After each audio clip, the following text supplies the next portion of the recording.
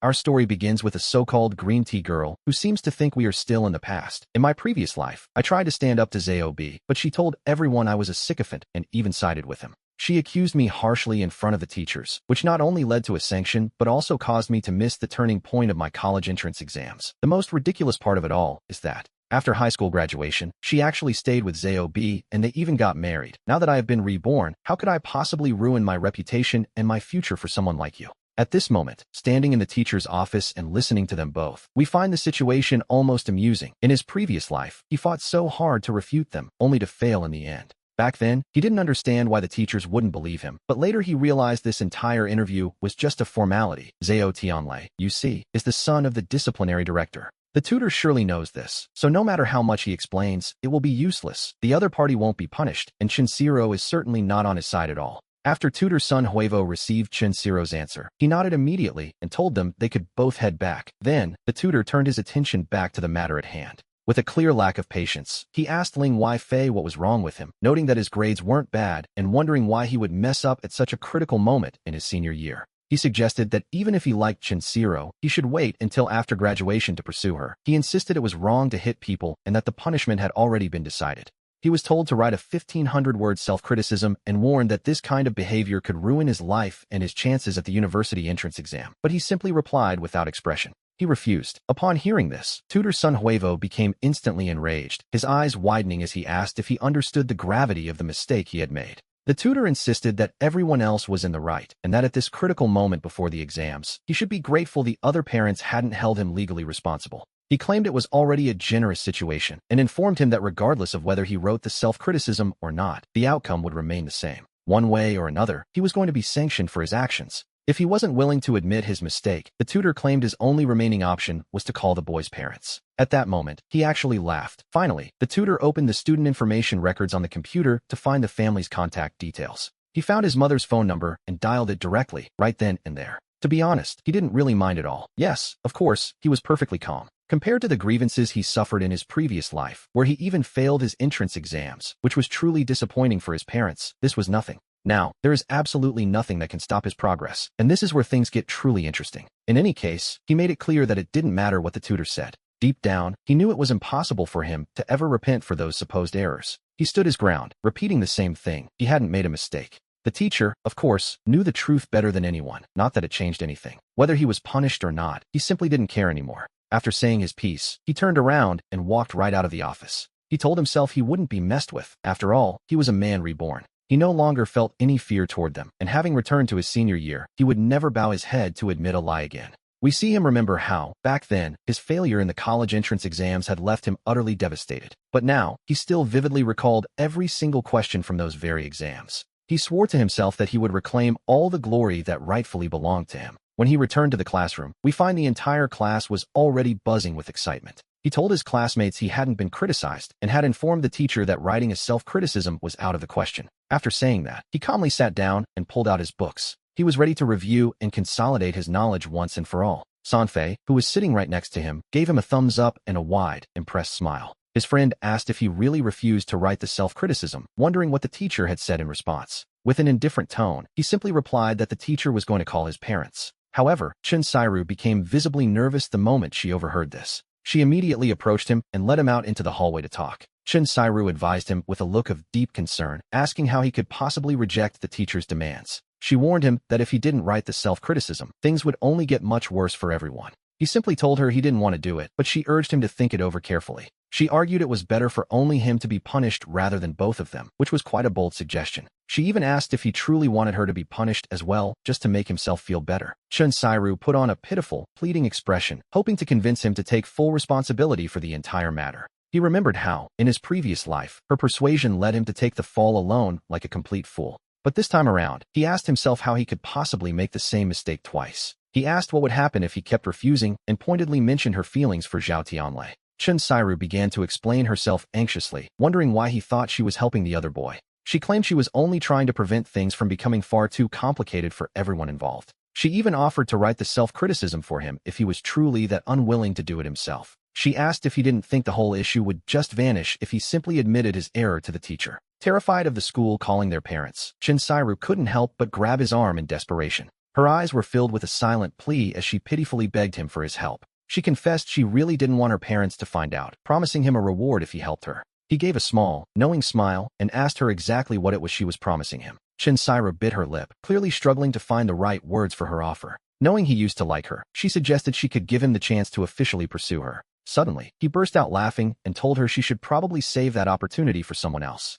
After saying that, he simply turned around and headed back to the classroom, leaving her standing there. He reflected on how blind he had been in his past life, and he certainly wasn't about to repeat that mistake now. Besides, he told himself that if he were to pursue anyone, it would have to be someone truly pure and radiant. Who would ever choose a manipulative girl like her? To be honest, the idea was now completely absurd to him. Suddenly, his eyes lit up as a realization struck him. He remembered that at this very moment, a certain girl should be facing trouble at the school next door. Not long after, the tutor called him back to the office once again. And here we see his mother, who was looking at him with a complex mix of emotions. She clearly hadn't expected her son to get into a fight over something as trivial as a schoolyard romance. After all, for as long as she could remember, he had always been the obedient and well-behaved type. And his academic grades, naturally, had always been nothing short of excellent. The teacher told him he had already explained the problem to his mother and that he should now explain himself. His mother, in jacking, let out a sigh and gently pulled the boy aside. They led him toward the corner of the office to ask him what was really going on. He leaned in close to his mother's ear and began to explain the entire situation in a low voice. To prove his point, he even took out his phone and opened the text message that Shinsairu had sent him.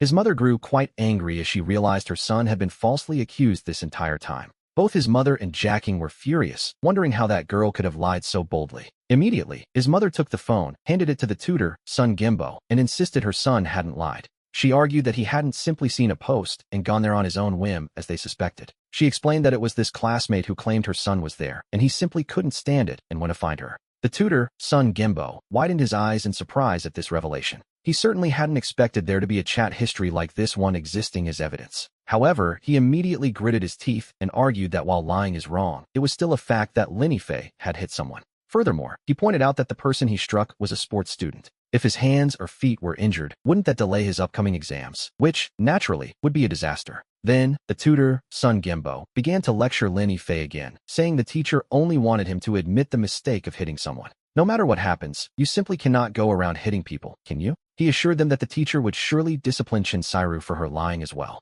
Setting all of that aside for a moment, he insisted that the boy was also to blame, wasn't he? Linifei simply smiled and replied with a laugh, noting how wonderful it was to just set the facts aside. Who would have thought a teacher would ever say something like that? To be honest, it was quite a spectacle. He asked the teacher if, by leaving the facts aside, there was any chance he might actually be Inzi-wan. Since the fault lay with them, he couldn't understand why he was the only one being punished. He suggested they punish all three of them together and announce it to the entire school at once. The tutor, Son Gimbo, was absolutely furious and claimed he didn't care for such talk. He told the parents to look at this child, who showed no intention of admitting his mistakes and even dared to talk back. He decided then and there that a 1,500-word reflection was no longer enough for such behavior. Now, he would have to write at least 3,000 words to reflect on his actions. And as if that weren't enough, he would also face a public critique in front of the entire school. The tutor snapped, telling Linifei that he clearly had no intention of repenting for his actions. But the boy shot back, asking if Xiao Tianlei would also be facing a public critique alongside him. He went even further, questioning whether the man even deserved to call himself a teacher at all. Upon hearing those words, Son Gimbo stood up abruptly and shouted Lin Yifei's name in a fit of rage. He demanded to know if the boy actually dared to insult his own teacher now. We see the tutor turn his frustration toward the boy's family, who were standing right there. He asked them if they could see the kind of attitude their child was displaying. Exhausted, he declared he was done with the matter and told them to go straight to the student affairs office. Linifei simply asked what the point of going to the student affairs office would be. He revealed that he knew Xiao Tianlei was actually the son of the director of that very office. He was certain the director wouldn't let his own son suffer, and these words caused the situation to explode. An hour later, we find ourselves in the office of Director Lu Qian, who was listening with a very serious face. He stated that he was already well aware of everything that had been said in the teacher's office. He confirmed that they were indeed Lin Yifei's parents, looking at them with clear disapproval. He suggested they set aside the question of who was right or wrong for just a moment. Instead, he wanted to talk about the boy's attitude and the way he had been talking back to his teacher.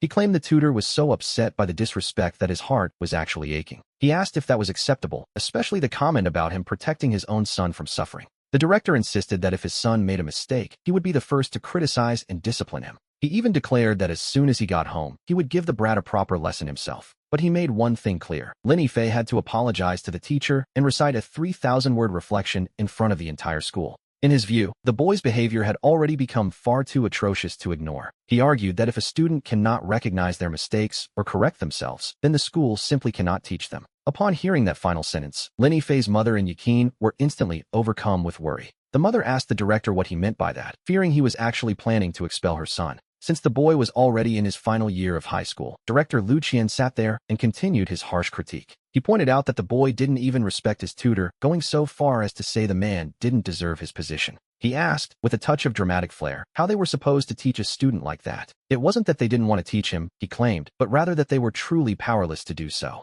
His mother and Yakin tried to explain that the boy was simply a bit stubborn, but they weren't even allowed to finish. Suddenly, Lin Fei spoke up, telling his mother that everything was perfectly fine. He suggested that if things didn't work out, he would just change schools, as he was already fed up with this one. He even noted that the second high school next door wasn't a bad option at all. Director Lu Qian, hearing this blatant disregard for the institution, was absolutely fuming. He couldn't help but point a finger at the boy and begin scolding him once again. He called out to the mother, telling her to look at the attitude her son was displaying. He gave them one final choice. Either the boy seriously admitted his mistakes, or he would have to withdraw from the school. Lin Fei simply laughed, declaring he had no intention of studying at such a place anymore. Once the news of this confrontation spread, the entire class was buzzing with excitement and disbelief. They thought he was crazy to change schools now, wondering what would happen to his university entrance exams. They told him that if his plan didn't work out, he should just write the reflection and admit his mistake. Several classmates who were relatively close to him even came over to try and persuade him. After all, we know the Gaokao is a monumental event that decides the course of a person's entire life.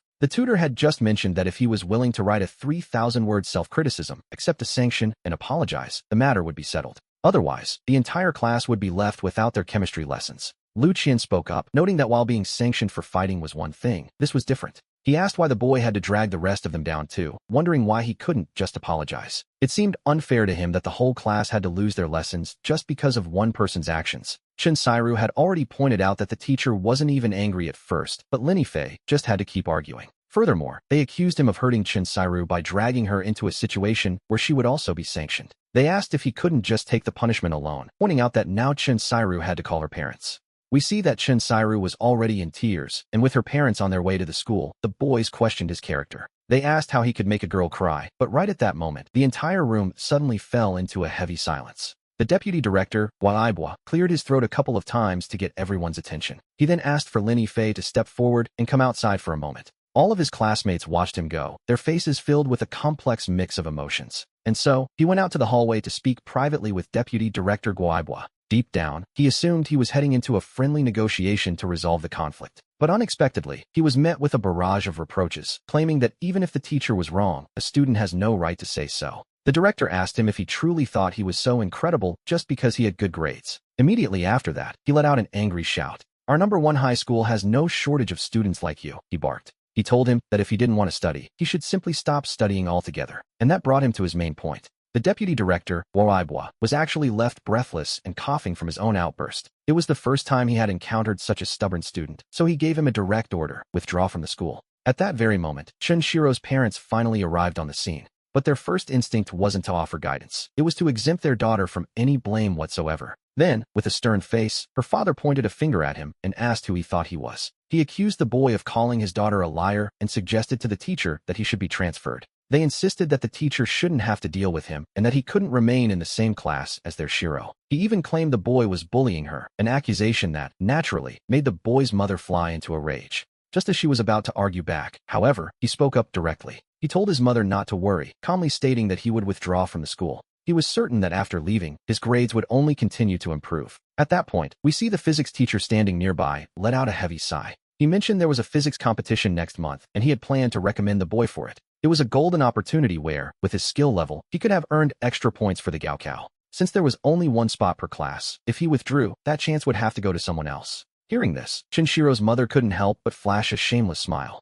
"Teacher, that competition can also add points to the Gaokao, can it?" she asked. She then suggested her own Shiro for the spot, causing the physics teacher to offer a rather awkward smile. He gently pointed out that the girl's physics grades were, to put it politely, only average. 2 days later, the boy took his withdrawal application and went to find his tutor to have it signed. The tutor's voice echoed through the workspace as he asked the boy if he was truly intent on ruining his own future. He admitted he had never seen a student quite like him, noting what a shame it was given his excellent grades. As it turned out, he had originally planned to enroll the boy in the upcoming chemistry competition. The boy spoke up without a hint of concern, telling the teacher that if he apologized right then and there, he might actually consider staying just to help him out by participating in that chemistry competition. He even added that if he won a prize, he could include the teacher's name on the achievement. The tutor's expression immediately darkened at such a bold and unexpected suggestion. "Just go, get out," he muttered, as he immediately signed the withdrawal request. He told him to take the papers to the academic office for the director's signature and then to the main office.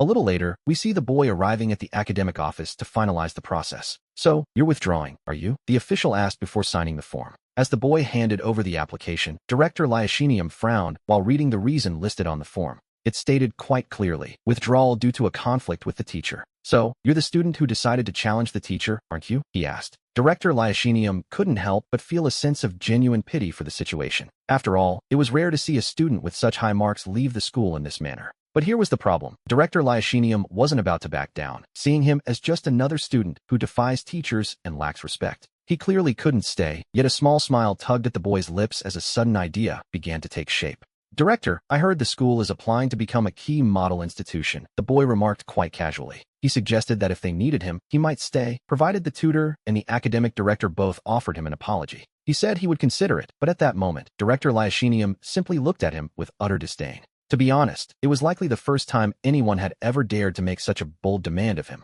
In the director's eyes, the boy was being extremely arrogant and entirely disrespectful with these conditions. The very idea of a student challenging authority and demanding apologies from his teachers was, well, unthinkable. He immediately signed the withdrawal papers, and so, the boy returned to the classroom to pack up his things. His deskmate, Sanfei, let out a heavy sigh and exclaimed that he was completely finished now. "There won't be anyone left for me to copy homework from in the future," he lamented. The boy looked at him with mock contempt, jokingly asking if copying homework was really all he knew how to do. "Can't you actually try studying for yourself for once?" he teased his friend. Sanfei simply explained that he felt useless when it came to studying, and there wasn't much he could do about it. Our protagonist remembered that in his previous life, Sanfei had actually turned out to be a very intelligent man. He was one of the few classmates he truly liked. Even after failing the Gaokao, they had ended up in the same city for university. Furthermore, it was Sanfei who eventually told him that Chun Sairu and Zhao Tianlei had started dating shortly after graduation. Word had spread that the two were getting married, and they had invited many of their old high school classmates to the wedding.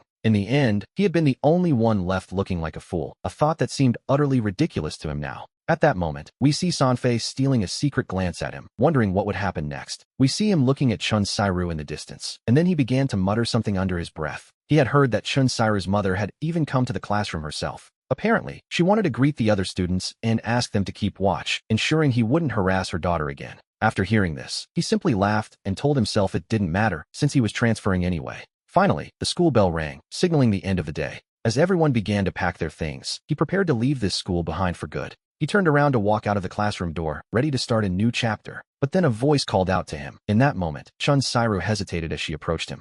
She claimed she never wanted to hurt him, yet as she looked at him, he was ultimately forced to leave the school. It seemed that, deep down, her conscience was feeling a little bit uneasy about the whole situation. He turned back to look at Chun Sairu and spoke to her with an utterly expressionless face. To be honest, he told her that when she lied to the teacher, he had been truly angry. He admitted that he never expected her to be that kind of person. Chun Sairu looked as if she wanted to cry from the grievance, wondering how he could think such things. She asked how she could ever hurt him on purpose, but looking at her, he no longer felt the love he once had. To him, her explanation was nothing more than a cover-up, and essentially, it meant nothing at all. It wasn't a good situation, and he even found himself unable to hold back a sharp remark. He told her she was despicable for being with Zhao Tianlei and trying to protect him. After saying that, he simply turned his back and walked away. That single sentence had been suppressed in his heart for a very, very long time. Even when the two of them had gotten married, he had fantasized countless times about cursing them out, though in the end, it remained just a fantasy. He never expected to have the chance to say it today. To be honest, being reborn was turning out to be pretty great.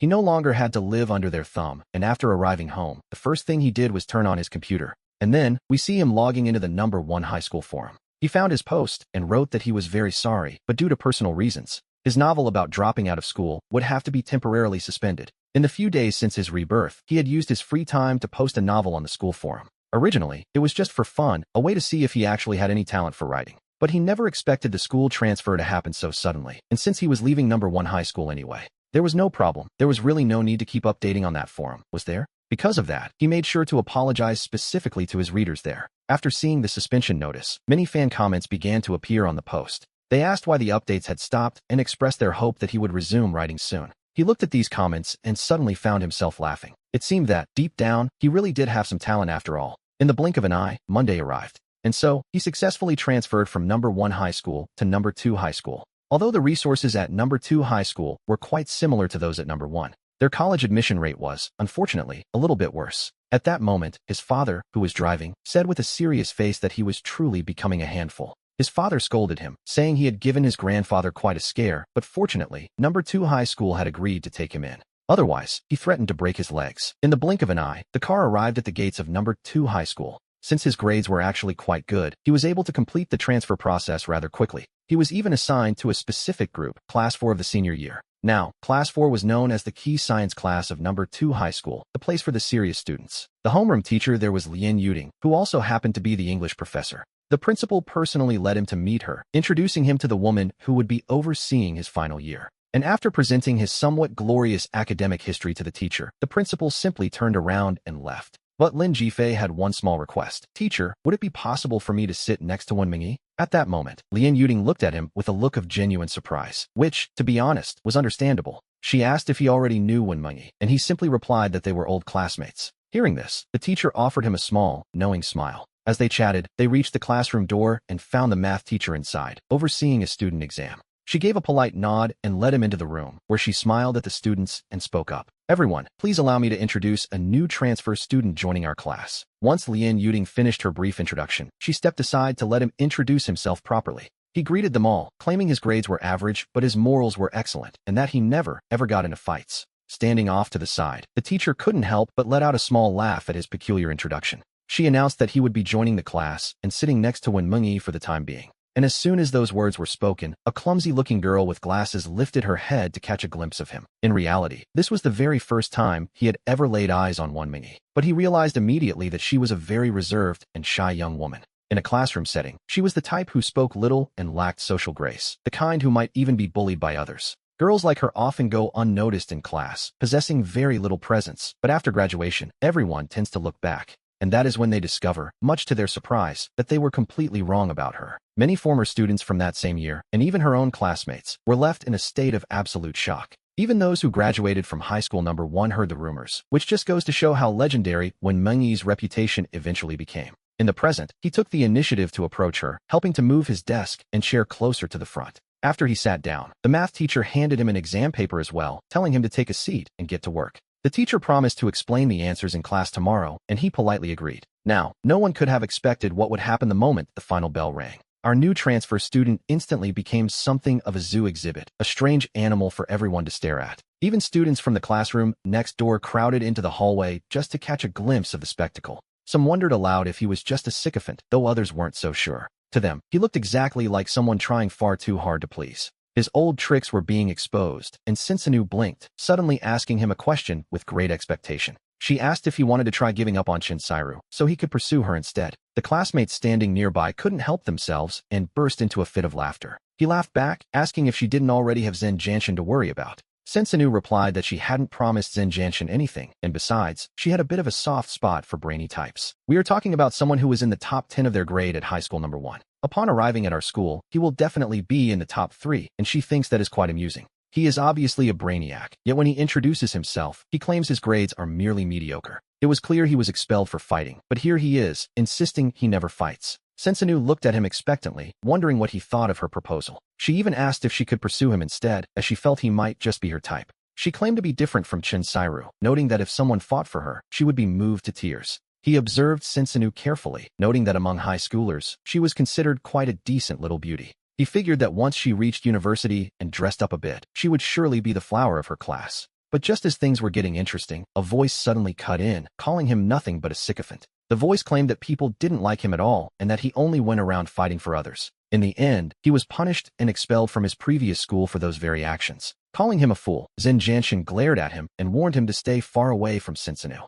After delivering his warning, he grabbed a basketball and walked off with a group of his classmates. In his previous life, he might have actually been intimidated by such a boastful warning. After all, the posture of a rebellious youth often seems difficult to provoke, but now he saw it differently. To him, these boastful students now carried a certain sense of the ridiculous. To be honest, those who are the most arrogant in class often turn out quite differently after graduation. In reality, they don't stay that way, and the pretty classmates often end up divorced with children. Or, as is often the case, they simply marry a wealthy older man and move on with their lives. Lost in these thoughts, he turned his gaze back to the side once more. When Minji sat there, looking quite dazed, and he realized that despite everything, she remained his sweet, slightly foolish companion. A moment later, he leaned directly over the table toward her. He asked her tentatively if she, too, happened to know who he was. When Minji was momentarily stunned by the question before she began to shake her head, he smiled, noting that it was for the best, and suggested they simply get to know each other again. He introduced himself as Lin Fei, while when Minji watched this new transfer student with visible nerves. She also glanced toward the door where Zhen Jianxian had just walked out.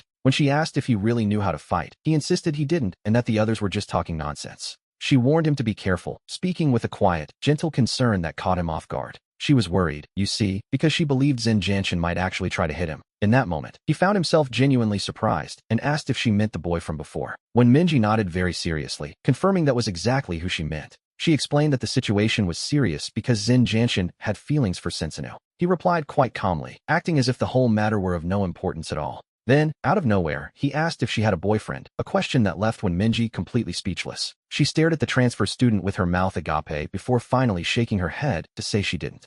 Immediately, his eyes lit up with mischief as he asked her how she felt about him instead. The idea of being with him terrified her. Her face turned bright red as she began to stammer nervously. Panicked, she claimed there was a question she didn't understand and hurried off to find the teacher. And so, when Minji grabbed a math test and hurried out of the classroom as fast as she could. Looking at her shy personality, we can guess that no boy had ever actually confessed his feelings to her before. It was even more unlikely for her to encounter someone quite as direct as Lin Fei. She was definitely frightened, though he couldn't quite understand why she was so startled. Deep down, however, he felt a special sense of anticipation about what was to come. Perhaps life here at school number 2 was going to be truly interesting after all. This moment of reflection lasted until the school bell finally rang for the next class. When Minji returned to the classroom, looking visibly nervous as she walked back to her desk, she didn't even dare to lift her head, simply clutching her test paper tightly as she sat down. It was obvious that those words, which sounded so much like a confession, had left her feeling flustered and embarrassed. She had no idea how to respond, but then the English teacher entered and looked at him with a very serious expression. She mentioned that she had recently heard some people speaking ill of the new transfer student. She made it clear she didn't care about his past. As far as she was concerned, he was doing just fine in her class. She warned the students that she didn't want to hear any more whispering behind his back. With that settled, she announced she would be handing out the exams for the day. They were to work on reading comprehension, and she would explain the answers once they had finished. It was clear that the teacher, Liang Yuding, had also caught wind of the negative rumors surrounding his arrival. And so, during the lesson, she made a point of specifically criticizing those who had been gossiping. As the class proceeded, he discovered something quite surprising about his own level of English. It turned out his skills completely surpassed those of any other middle school student in the room. Although he had failed his English exams in the past, the level of this class was quite high, yet he realized he had already passed the university's Level 6 English certification. And so, whether it was the vocabulary, the various grammatical structures, his writing ability, or even his reading comprehension, his skills were far superior to those of an average middle school student, which, to be honest, gave him a bit of an unfair advantage. After completing a reading test, we see that he only made a single mistake on one question. In his previous life, he hadn't performed well at all, scoring only 112 points in English. He told himself that if he had performed normally back then, he might have reached around 125. But now, in this new life, he felt there was a very real possibility of scoring over 140 points. After all, he now possessed two very distinct and innate advantages. First, during his university years, he had diligently studied and memorized countless words for his certification and graduate school entrance exams. And second, he actually remembered the specific questions from the university entrance exam itself. Up at the front, the English teacher, Liang Yuding, suddenly spoke up and told the class they were finished. Now that everyone had corrected their answers, she asked those who had missed 5 questions to raise their hands. All of a sudden, a large number of students raised their hands into the air.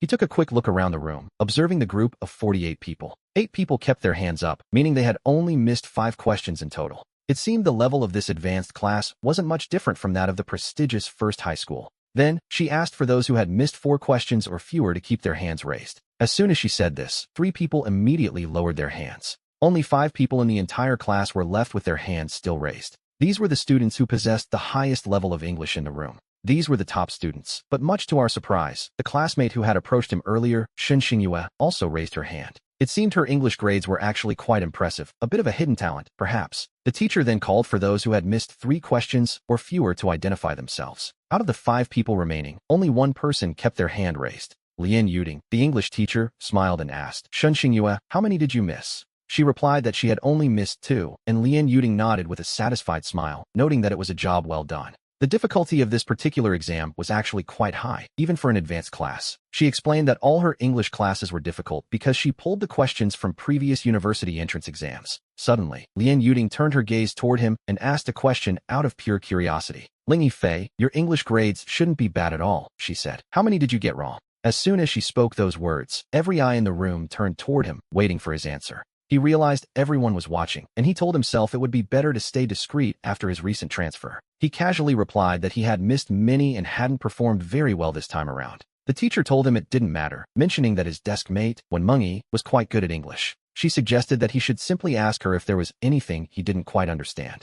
His eyes lit up with a bit of mischief as he replied that such an arrangement would be great. He claimed there was a lot he didn't understand, which made Wen Mengyi nervous as she timidly told the teacher she wasn't good at teaching. It was clear he had frightened her earlier. Now, she didn't even dare to imagine having him so close. Seeing an opening, Shen Xingyue spoke up proactively, telling the teacher that she could be the one to help him. She insisted she was available to help, which, naturally, was a very convenient offer for her to make. After saying this, Shen Xingyue gave him a quick wink. She flashed a smile that she clearly considered to be quite charming. He simply smiled back, however, and told her it wouldn't be necessary. He insisted that Wen Mengyi could teach him, but just then, Zhen Jianshan, who was sitting nearby with an air of nonchalance, spoke up. He remarked that while Ling Yifei claimed to be a brainiac, it didn't seem like such a big deal after all. He pointed out that anyone missing more than 5 questions on this type of exam likely wouldn't score above 120 on the final. He added that he had always assumed the students from the first high school were supposed to be the best. It was quite clear to everyone that he was deliberately targeting the new student, a classic move, really.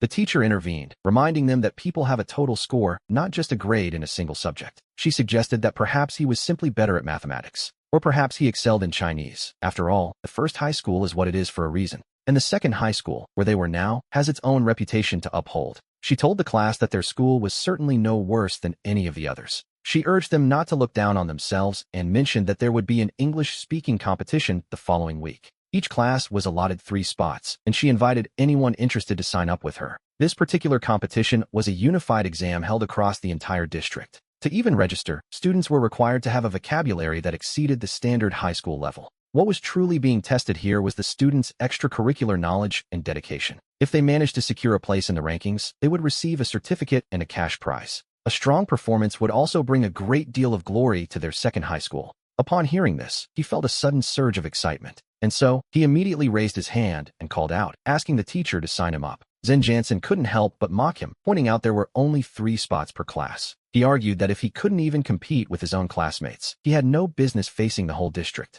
He insisted that giving him a spot would be fundamentally unfair to the other students. At that moment, our protagonist found the whole situation rather amusing. He noted that it felt like he was being targeted, though Zhen Jianshan quickly denied it. The boy claimed he was simply saying that with only 3 spots, some sort of filtering was necessary. He reminded everyone that, as the teacher said, the goal was to bring glory to the second high school. Naturally, that meant they had to choose only the most excellent candidates. The English teacher, Lien Yuding, decided to settle the matter right then and there. She suggested they first see how many signed up. If it was only 3, no competition would be needed. However, if the interest was high, they would proceed with the selection process. And so the matter was settled, but as Lien Yuding was preparing to leave, she made a point of stopping by his desk to ask to see his exam. It was likely because he was a transfer student, a bit of an unknown variable, really. Lien Yuding simply wasn't sure yet where his English level truly stood. She wanted to see his performance to understand how she might help him improve his grades. A bit perplexed, he handed it over and told her it was right there. He made sure to remind her, one last time, to choose him for the speaking competition.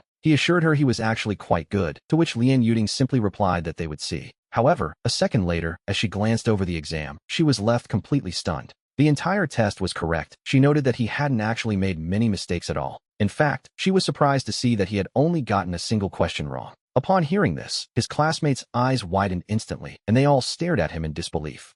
With a perfectly sincere face, he sighed and told the teacher that, for him, missing even 1 question was unacceptable. To him, failing to achieve a perfect score was nothing short of a total failure. Suddenly, the entire classroom erupted into a complete uproar over his bold statement. Lien Yuding couldn't help but smile at him, remarking that he truly was quite the character. She asked him why he hadn't simply raised his hand when she first made the request. She acknowledged his good work and encouraged him to keep putting in that level of effort. After reviewing the exam, she felt a profound sense of relief wash over her. We learned that when she was first assigned to teach this class, she had been told he was an outstanding student with truly excellent grades. Previously, she had genuinely worried that his English might be his one weak point. She had assumed that perhaps his other subjects were simply much stronger in comparison. Now it seemed clear that, at the very least, his English level was exceptionally high. Just as he was taking back his exam, he overheard a classmate complaining behind him. She was asking why the performance had been interrupted and if since then you would be reading as well. When Mingy grit her teeth and gave a cautious, somewhat reluctant nod. Not bad, is it? When Mingy thought to herself, feeling that familiar sense of pride once again.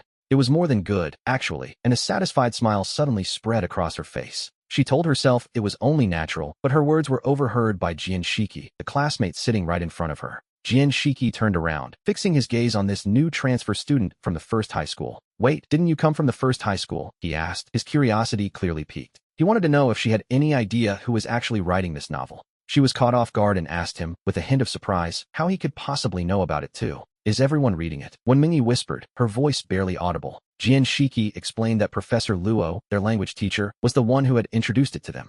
It seems that just a day or two ago, the professor had mentioned it to the entire class. He had told them all about a certain novel appearing on the first high school's forum. He said it was quite fascinating, and naturally, they were curious enough to check it out for themselves. He remarked that there were certainly some very interesting people over at her old school. Imagine a student actually writing this kind of novel. It was quite impressive, to say the least. And here, the realization finally dawned on her. It all made perfect sense now. She had been wondering why on earth so many people were suddenly reading her story. As it turns out, the professor himself had been giving it a glowing recommendation. The corner of her mouth curled into a slight, knowing smile, which was well-deserved, really. She decided that during the next language class, she would have to ask the professor for his honest opinion.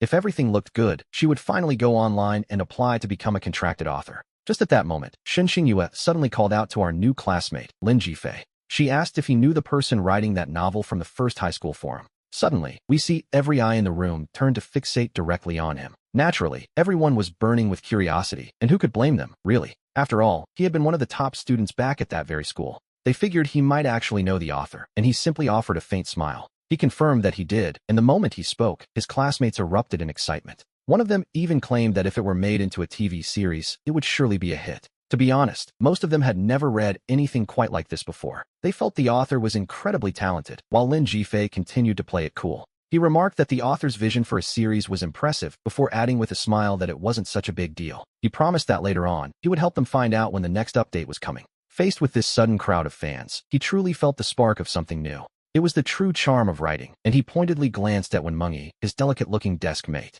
He noticed that she was staring back at him, looking for all the world like a curious child. He told the group he would let them know as soon as he had more information. With nothing left to do, the others could only sigh and return to their seats. Still, for the fans, this was considered a very promising bit of news. The crowd finally dispersed, and just then, the bell rang to signal the start of the period. As it happens, this next class was none other than their language lesson. Finally, the language teacher, Luo Bengekshuan, made her way into the classroom. "Where is the new student?" she asked, and he quickly replied, "Here I am." He immediately raised his hand, and Professor Luo Bengekshuan simply nodded in acknowledgement. Of all his subjects, only language had been consistent, though he had only managed a score of 144. A little later, while the teacher was busy delivering the lesson to the class, Lin Jifei turned slightly and whispered a few words to his desk mate. "1. Your handwriting is truly beautiful," he noted. "Elegant, precise, and full of style." He added that it suited her perfectly, wondering aloud if she was just as lovely without her glasses. We see Wenmengyi's cheeks instantly flush a deep shade of red. She grit her teeth, having absolutely no experience when it came to boys flirting with her. This was her very first time, and to be honest, she had no idea how to react. She could only lower her head and pretend she hadn't heard a word while he watched her. She studied with intense focus without responding, leaving him feeling a bit lost on what to do next. Not wanting to interrupt her studies further, he pulled out his phone and began writing his novel. At that moment, the bell finally rang to signal the end of the period. Professor Luo Bengekshuan walked down and, after catching sight of the phone in his hand, her expression darkened instantly. She realized he had been playing on his device through the entire duration of her class. Suddenly, all the surrounding classmates looked on as if they were watching a dramatic show unfold. In reality, everyone sitting nearby had noticed that this supposed genius from school number 1 had been distracted the whole time. The entire class watched as the teacher stopped him, having caught him with his phone out during the lesson. He simply nodded and replied that, to be honest, he didn't much care for Chinese class. Professor Luo Bengexuan's expression hardened instantly, and she sternly ordered him to step outside. The rest of the students erupted into whispers the moment he left the room. While theories flew inside, out in the hallway, Professor Luo demanded to know why he was using his phone. She reminded him that Chinese was his weakest subject, asking if he had no desire to improve. He offered a faint smile and corrected her, claiming that Chinese wasn't actually a weakness for him at all. He explained he was doing it on purpose, simply wanting to ask permission to write during her lessons. This caused Professor Luo Bengexuan to knit her brows in complete confusion. She asked what he meant by writing things, so he calmly handed her his mobile phone. The professor took the device and was immediately struck with a look of pure astonishment. He quickly pointed out that she was looking at the upcoming plot points for his story. It turns out, he was the secret author behind the famous novel on the School No. 1 forum. He had merely been writing an update, leaving Professor Luo standing there in total silence. She stood there with her mouth agape, staring closely at the screen in utter shock. And indeed, the account logged into the device was undeniably that of the novel's author. Taking a deep breath, Professor Luo asked him once more if he had truly written it himself. This was something she hadn't expected, and her stern criticism melted into a look of genuine admiration. After all, she was a fan of the novel herself. Otherwise, she wouldn't have recommended it to her students. Luo Bengexuan smiled, noting that while his writing was excellent, things still weren't quite right. She insisted he still attend class, as his Gaokao results were far too important to ignore. At that moment, he began to explain that, in reality, he was actually quite gifted when it came to the Chinese language. He even went as far as to guarantee her that he would score over 140 points on the Gaokao. He urged her to believe him, insisting that he would never dream of playing games with his own future. Professor Luo Bengexuan knitted her brows, murmuring to herself as she considered his bold claim. She noted that this still wasn't quite right, unless, of course, a certain condition was met. That condition involved the joint exam between the 4 schools scheduled for this coming Friday. She challenged him to take the top spot in the entire school during that examination. We see her clarify, either the highest total score overall or the top rank in the Chinese subject specifically. Naturally, she was most interested in seeing him take first place in Chinese. She asked if he wasn't the one who just claimed he was certain to score a 140 on the Gaokao. She told him he didn't even need a 140. If he could simply reach 135, that would be more than enough. Upon hearing those terms, he accepted the challenge almost without a second thought. He confirmed the deal. If he took first place in Chinese during the joint exam, she would let him write his novels in class. Luo Bengexuan frowned again, murmuring that the joint exam was a serious matter involving School No. 1, along with School No. 2, the experimental school, and the normal senior high school. It was, in every sense, the ultimate showdown between the 4 major secondary schools. The questions are identical for everyone because, in City L, these 4 schools hold the highest admission rates. Among them, School No. 1 and the normal senior high are considered the most prestigious of the group. School No. 2 lags slightly behind, while the experimental school usually finds itself in last place. And while the joint exam score isn't the Gaokao itself, its rankings serve as a very serious point of reference. According to the rankings of recent years, those who stand out in this joint exam are considered the primary candidates for the top scores on the Gaokao. Our Chinese teacher, Luo Bengexuan, finally asked with a hint of curiosity, noting that his novel was actually very well written. She wondered if he might consider signing up for the new concept composition competition. His eyes lit up at the suggestion, recognizing it as the prestigious event organized by Media Literature magazine. He clarified if she meant the national composition contest, the big one, so to speak. Professor Luo Bengexuan nodded her head, confirming that was exactly the one she had in mind. She encouraged him to try, mentioning that some students from School No. 1 had already signed up and were receiving private tutoring. Just last week, the administrators of our school had brought this very topic up during a meeting. Originally, they weren't going to participate because the national competition is notoriously difficult. She admitted the school didn't have much of a chance at winning prizes, but she felt that he, specifically, should give it a shot. Professor Luo Bengexuan paused for a moment, looking at him thoughtfully. She was a bit surprised. To be honest, she hadn't expected the boy to be so well informed about the contest's prestige. She explained that it certainly helps. If he achieved good results, the reputation of School No. 2 would finally be noticed. He agreed to sign up immediately, which brought a small smile to Professor Luo Bengexuan's face. She told him he certainly had ambition and that she would be eagerly waiting for his results on the joint exam. She dismissed him to his seat, but not before asking, as a fan of his work, when he planned to update his novel. He estimated that by tomorrow, he should be able to publish a new chapter. As we see him return to his seat, he is instantly surrounded by several of his more gossipy classmates. They were dying to know what had happened and what Professor Luo had said to him. But just then, before he could even sit down, Professor Luo Bengexuan suddenly stepped back into the classroom. She announced there was one more thing she hadn't mentioned, a new rule for this Friday's joint exam between the 4 schools. Instead of taking the test in their own familiar classrooms, the students from different classes would all be mixed together. She asked Ifei if that would be a problem, and immediately, several classmates looked at him in surprise, confused by her question. He simply nodded with a calm smile, telling the professor that he understood perfectly. As soon as the teacher left, Jin Shiki, who was sitting right in front of him, turned around to ask what that was all about. He couldn't understand why the professor would specifically ask him if he had a problem with the new seating arrangement. He just shrugged and smiled, claiming his eyes were only wide because of the excitement of the challenge. Good God, that comment sent the whole group into a fit of laughter. Even when Mingyi was left completely stunned, wondering if he was actually being serious. She stared at her desk mate, who just moments ago was asking for help with language, and was now apparently aiming for the top score. He smiled with satisfaction, preaching humility while admitting that, in the end, he might not actually pull it off. Suddenly, he realized he was starving, which, to be honest, was his most pressing concern at the moment. He asked why they hadn't gone to get food yet, since the class had already ended. Wenmingyi smiled and explained that she was actually waiting for him. She mentioned that since he didn't have a meal card yet, she had to wait so they could go together. He joked that his classmate was being far too kind to him. The comment hit its mark, and when Mingyi's ears turned bright red in an instant. She stayed quiet, but noted that his photo from school number 2 had already been posted on the campus forum. It seems everyone is curious, asking why on earth he decided to change schools. And as it turns out, Shinshiro's own classmates are also part of that online conversation. I know, she replied, noting that Shinjue had already filled her in on the situation. She then mentioned that the novel he had been writing on the forum seemed to have become quite popular. At first, she thought she was mistaken, but after only 4 chapters, the story had truly taken off. In class today, it seemed everyone was complaining that there hadn't been a new update. He wondered how they could possibly know it was him. After all, he hadn't told anyone. They were simply frustrated with the anonymous author, but Shinshiro likely knew the truth, didn't she?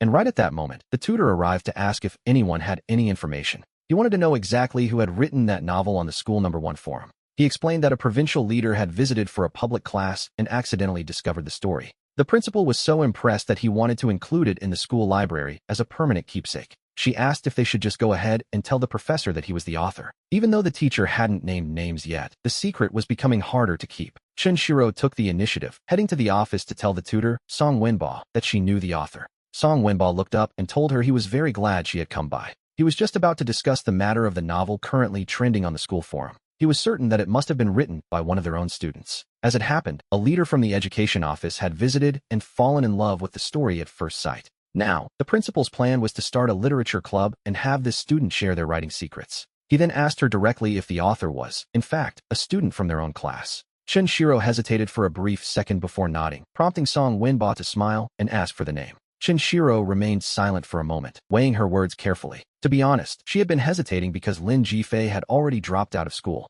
Suddenly, Vice Principal Wobo called to ask if they had identified the author of the novel yet. Song Wenba answered affirmatively, confirming that yes, a student from his class had indeed written it. After hanging up the phone, he turned his attention back to Shinshiro. He realized she hadn't actually given him a name yet and asked her directly to reveal the author. Song Wenba looked at Shinshiro with great expectation, waiting for the big reveal. Shinshiro stammered, asking with a bit of embarrassment if they could perhaps just leave it alone. Song Wenba simply smiled and asked her what she meant by leaving it alone. He jokingly asked if she wrote it herself, but she immediately waved her hands nervously in denial. He urged her to speak up, wondering why she was still so hesitant to share the secret. The tutor, Song Wenba, said this with a warm and encouraging smile. He assured her the school wouldn't punish the student. In fact, they would likely encourage them. Finally, and quite reluctantly, Shinshiro whispered a name. Lin Jifei. Upon hearing this, Song Wenba was completely stunned. He couldn't believe his ears, asking if she was certain that Lin Jifei had written the forum novel. Shinshiro replied with her head down, saying that it certainly seemed to be him. She explained that she had seen the account used to post the story, and it was definitely his. Song Wenba frowned, his mind suddenly filled with 1,000 doubts. He wondered how it was possible, given that the boy's language grades and essays were always so mediocre. How could it possibly be him, he muttered, while Shinshiro, feeling a bit guilty, admitted she didn't know, but insisted the account belonged to Lin Jifei. She explained that she had just confirmed it after finding their previous chat history. Upon hearing this, our tutor Song Wenba immediately began rubbing his head in frustration. Deep down, he had this sinking feeling that he had been played for a fool. Why didn't you say this earlier? He groaned, wondering why she waited until after Vice Principal Wu had called him to reveal the truth. After all that internal struggling, it turned out the person they needed was already gone. To make matters worse, he had already promised the vice principal that everything was under control. Fortunately, the head of the Education Bureau hadn't asked to meet the author in person, at least not yet. Worried about what would happen if they were forced to find him, Shinshiro lowered her head and offered a quiet apology to her teacher. She confessed she simply didn't dare to speak up, considering the boy had already dropped out of school. Song Wenba was so incredibly frustrated that he felt almost numb to the situation. The most pressing issue was that he had already boasted in the teacher's group chat that the author was a student in his class. It was a complete embarrassment. The very student he had fought with and who had left school was now the one everyone wanted to praise. He had told everyone that Lin Jifei wrote it, only to realize he actually knew nothing about the boy's talents. We see Chinshiro looking as though she wanted to add something more to the conversation. However, she held back, while Song Wenba rubbed his temples in irritation before trying to regain his composure. Finally, he pulled out his phone and dialed Vice Principal Wu Ibo's number. Vice Principal Wu, I'm terribly sorry, he lied, claiming he had spoken to the student and discovered the novel was actually plagiarized. He told him there was no more content and that the boy was too ashamed to admit he hadn't written it himself. After hanging up the phone, Song Wenba let out a long, heavy sigh of relief. However, to be safe, he realized he had to make sure no other classmates knew who the real author was. He decided he had to go to the classroom personally to give a warning so everyone would stop talking about it. A little later, Song Wenba arrived quickly at the classroom door, looking rather determined. Seeing the English teacher preparing for her lesson, our tutor Song Wenba gave a small smile and said, "Excuse me, I need to say a few things." "Don't worry about those novels on the school forum anymore," he announced to the class. He claimed the principal had ordered the updates to stop and told them not to worry about who was writing them. He warned them that even if they knew the author's identity, they shouldn't say a word or discuss it further. Song Wenba briefly stumbled over his words, but quickly told them to focus on studying for the upcoming four-school joint exams instead. However, just as he was about to turn and leave, a student suddenly shouted, "Teacher, that's not right. The novel has been updated." Having just lied 5 minutes prior, Song Wenba felt a sudden chill in his heart, as if he'd been struck by lightning. Updated? Really? Suddenly, every student in the class pulled out their phones to see for themselves. They began checking the forum, and indeed, the novel, which had been silent for days, unexpectedly had a brand new chapter. His heart racing, the stunned tutor instinctively shouted, "We are in class. Who gave you permission to look at your phones?" He demanded they all hand over their phones immediately, leaving the students terrified and whispering in a cold sweat once he finally left. In that moment, Sanfei seemed to guess what was happening and, with a faint smile, shot a secret glance toward Chinshiro. We see that her expression was also quite strange, and she immediately sent a secret message explaining the chaos that had just unfolded. Back in his office, Song Wenba couldn't stop rubbing his head, wondering what on earth he was supposed to do now. If he confessed the author was the student who dropped out, he'd be admitting he lied, but if he didn't, the school directors would keep searching. Just then, he had an idea and called the director of studies, who was shocked to hear the latest developments regarding the forum novel. The director couldn't help but snap back, asking why he claimed it was plagiarism instead of just saying the boy had left, a mess he now had to fix. "Fix it yourself," the director snapped, but Song Wenba gritted his teeth and threatened to reveal that the director's own son had conspired to force Lin Jifei out. The phone went silent instantly after that, and Lu Qian's tone turned icy as he asked what he wanted. Our tutor, Song Wenba, already had a plan in mind. He suggested they contact the forum moderator directly, claiming the novel distracted students, and then simply delete Lin Jifei's account or silence her for good. Meanwhile, over at school number 2, students also discovered the novel had been updated, and many quickly pulled out their phones to see the latest chapter. We see the physics class representative, Wei Jinghee, run over to ask if the author could be persuaded to post at a fixed time every day. Suddenly, when men exclaimed in shock that the post had vanished, in an instant, everyone was stunned to find the thread completely gone. Frowning and sensing something was wrong, he checked his own account only to confirm the deletion, noting ironically that someone was trying to wipe the slate clean. "Incredible, truly incredible," he remarked, realizing they wanted to end it all. While a confused Wei Jing, asked him exactly what he meant by that. Just as he was about to explain, the math teacher arrived, so he quickly sent a message to Sanfei, only to find Sanfei had messaged him first about the deletion. Sanfei suspected the tutor was behind it, as he'd just forbidden any discussion. Meanwhile, the math teacher cleared his throat to announce the upcoming joint exams. He reminded them that for Friday's four-school exams, departments would be swapped, and then he prepared to hand out 2 specific practice tests. These were a mix of previous joint exam questions and problems he had written himself, which the class representative then began to distribute to everyone. However, at that very moment, the language teacher, Lu Wenswan, appeared at the door with a smile and asked if Lin Jifei could step outside for a moment. Curious eyes followed him as he walked out, where the teacher quietly asked why his novel had been deleted. He simply shrugged and said he didn't know. She mentioned hearing that a teacher from school number 1 said the director of education had actually praised the novel, which was quite a surprise, really. His eyes lit up as he realized the truth. It was deleted because he had left the school, and keeping it up would have been awkward for them. Teacher Lu Wenswan smiled and suggested that he should simply start updating on the school number 2 forum instead, where he was now a student.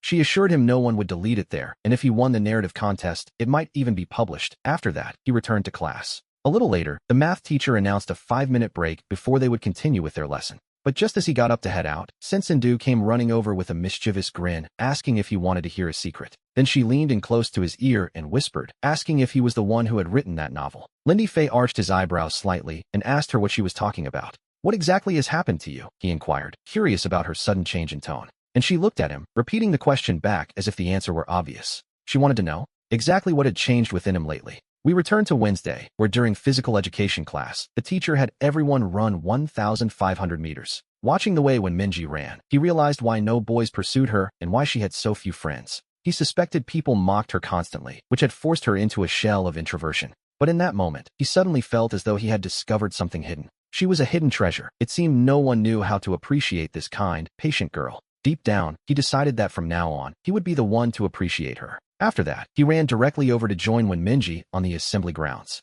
He asked her again what was going on with her, trying to break the ice. Then he smiled slowly and asked if they were planning to play badminton later. The two girls shook their heads and whispered their response. They simply intended to stay right there and sit for a while. However, as the three of them rested, the other students watched his behavior in complete disbelief. To be honest, when Minji and Jianseki were the type of girls who had been unfairly labeled as outcasts, it wasn't that they lacked beauty, but rather that they didn't fit the typical mold of schoolgirl charm. In that moment, Sensei Ngai suddenly smiled and suggested that perhaps they should all play together. After that, he invited Minji and Jianseki to join them for a game of pseudo-lecoq. He took advantage of this time to post his previous novel on the No. 2 high school forum. By the way, he also made sure to update a new entry while he was at it. While he was writing, he suddenly looked up and noticed Minji and Jianseki. They both had long, somber faces and were already heading back toward the school path. Minji was even wiping away tears as she walked, so he immediately went after her. He was about to ask what was wrong, but when Minji, her face flushed red, looked at him with a gaze full of grievance. Then, without saying a single word, she ran directly toward the school building. Jianseki also bit her lip, clearly struggling with the situation. She chased after her friend, but finally turned back toward him and shouted that this was all his fault. Stunned, he followed them and grabbed Jianseki, demanding she explain exactly why when Minji was crying. Jianseki sighed and finally looked over at the girls playing pseudo-lecoq in the distance. She explained that they had seen him buying water for them just a moment ago. They had been gossiping about it, and she had only managed to say one single sentence in response. She had told them the water wasn't for her, but specifically for Minji. As a result, the entire group had suddenly broken into an uproar. They claimed he was actually pursuing Minji and mocked the idea of them being together at school. Jianseki bit her lip again, the weight of the social pressure clearly taking its toll. Then, she said nothing more and ran straight back toward the school building. Then, without another word, she ran directly toward the pseudo-lecoq game in the distance. She insisted the water wasn't for her, but for Minji, and added that he needed to head to school. It wasn't for her, but for Minji, and they also mentioned that he had to get to the school building.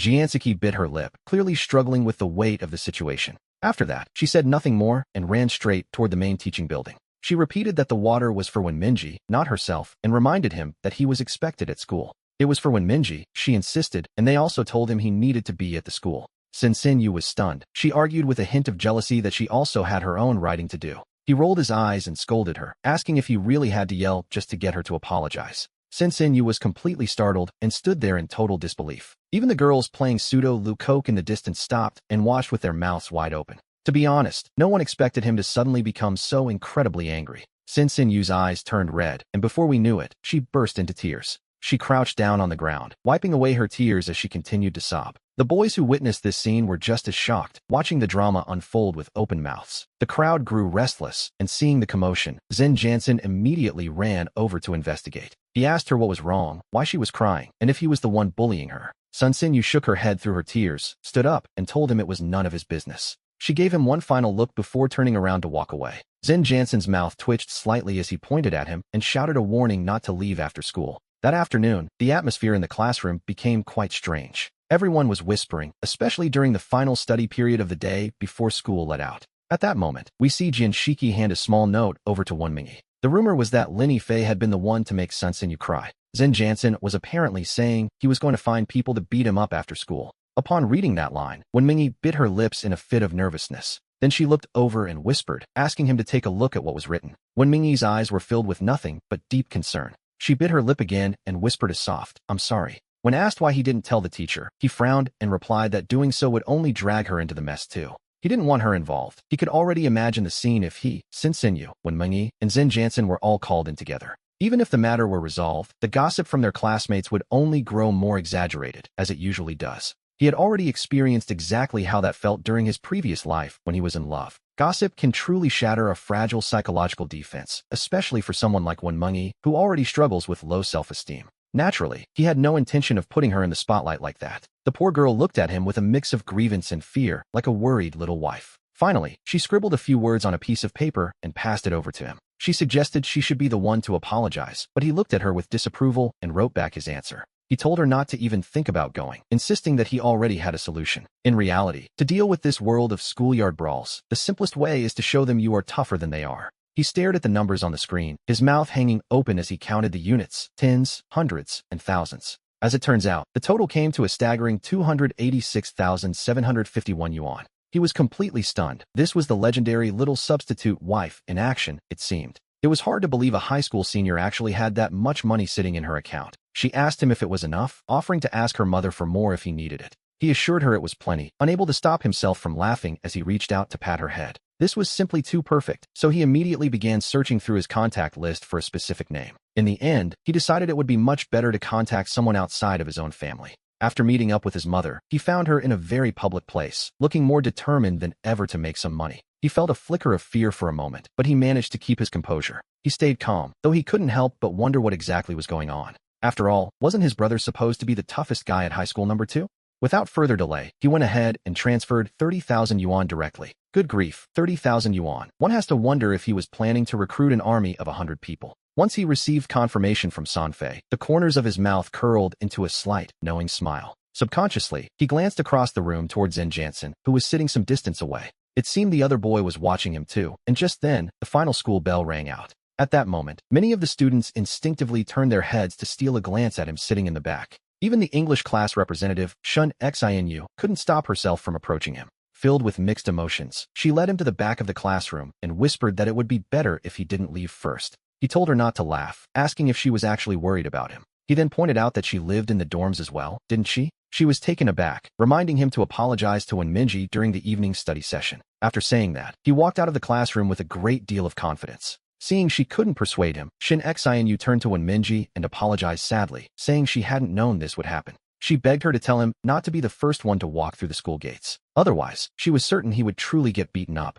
Shun Xinu crouched by Wonmungi's desk, pleading for her help while looking quite frightened. Wonmungi simply shook her head and replied seriously that she trusted her. At this point, Shin Xinu was practically ready to cry out of sheer frustration. To her, it wasn't a matter of belief or trust at all. She knew they couldn't possibly win against those people, as Zen Jansen had recruited a large crowd. She admitted she shouldn't have said those things about them earlier. She confessed she was a bit jealous, but she truly didn't want to see Lin Yifei get hurt by them. She asked Wonmungi if she could use their good relationship to give him some advice. Wonmungi hesitated for a moment before shaking her head and whispering that, actually, she had recruited people too. Hearing this only made Shin Xinu feel more anxious and angry. With 5 thugs waiting for them, she wondered what on earth they were going to do. She gritted her teeth and prepared to head to the teacher's office to report them. But unexpectedly, Wonmungi gathered her courage and told her she couldn't go. She insisted that she simply couldn't tell the teacher about what was happening. At that moment, the gaze of our quiet little surrogate wife, Wonmungi, suddenly became very serious. If she had encountered this kind of trouble before, she wouldn't have had the slightest idea what to do. But now, she felt deep down that she truly ought to trust him. She knew that if she told the teacher now, all of her previous preparations would be for nothing. Shun Xinu asked anxiously if she had gone mad, fearing what would happen if she caused a scene. She was terrified that Lin Yifei might end up being expelled all over again. Wonmungi, however, took a breath and spoke with a calm, quiet sort of anger. She insisted that they had to believe in him and that the teacher must not be told. Shin Xinu's mouth hung open slightly as she stared at Wonmungi in complete disbelief. In that brief instant, it felt to her as if she were caught in a strange dream. We return now to the main avenue, right at the school entrance. A few classmates nearby were whispering amongst themselves as they watched the scene unfold. One of them asked if he wasn't afraid to be heading out right at this moment. He remembered quite well that the other group used to hang around with Zen Jansen frequently. He simply smiled and asked who Zen Jansen was, pretending he didn't know him at all. It seemed the boy had gone to the office to ask the teacher for help with his homework. He was a bit surprised by the move, wondering if he was trying to create an alibi. Lu Zian couldn't help himself and burst into a loud, boisterous laugh. He told him he was quite clever, noting that he wasn't called a little genius for nothing. But speaking seriously, he told him that all he had to do was bow his head and admit his mistake. They were all classmates, after all, and there was really no need to be so rigid about things. He even offered to help by speaking with Zen Jansen on his behalf. Our protagonist said nothing, simply walking in silence toward the school gates. Soon, we see several electric motorcycles parked along the edge of the road just outside the entrance. 7 or 8 young men who looked like local gangsters were standing there smoking. Lu Zian gave him a pat on the shoulder and flashed a smile. He told him he was leaving, said his goodbyes, and wished him the best of luck. Sure enough, as soon as Lu Zian departed, those smoking thugs turned their gaze toward him. The group of young delinquents looked at each other and began to smirk. Then, one of them with dyed yellow hair stepped forward quite proactively. He called out, telling him to come over, while the other students nearby began to scatter. They were all terrified and moved away quickly, not daring to get anywhere near him. The blond youth, still smoking his cigarette, placed a hand on his shoulder and spoke. He asked if he was indeed the transfer student from class 4 in the 3rd year. He looked up slightly to observe the group, realizing they were just dropouts from the local technical schools. They weren't much older than he was, blocking the gate with their beat-up electric bikes and scooters. At that moment, he couldn't help but chuckle, mockingly asking if Zen Jansen had sent them. The blond youth shook his head and smiled, telling him they had a few things to discuss. To be perfectly honest, if he were just an ordinary high school student, he might have been worried. Any normal student would be truly terrified to encounter this, especially with these guys and their dyed hair. Between the tattoos, the smoking, and the fact that 2 of them are even reborn, it all feels a bit ridiculous. So, our protagonist simply smiled and asked if this small group was really all there was. He admitted he expected them to bring many more people, prompting the blond youth to laugh mockingly at the insult. A few of the other young thugs standing nearby began to laugh along with him. They sneered, asking him who he thought he was and why he was acting so incredibly smug. Just as they were asking if they weren't enough, Sanfei appeared near the station, muttering to himself as he looked around.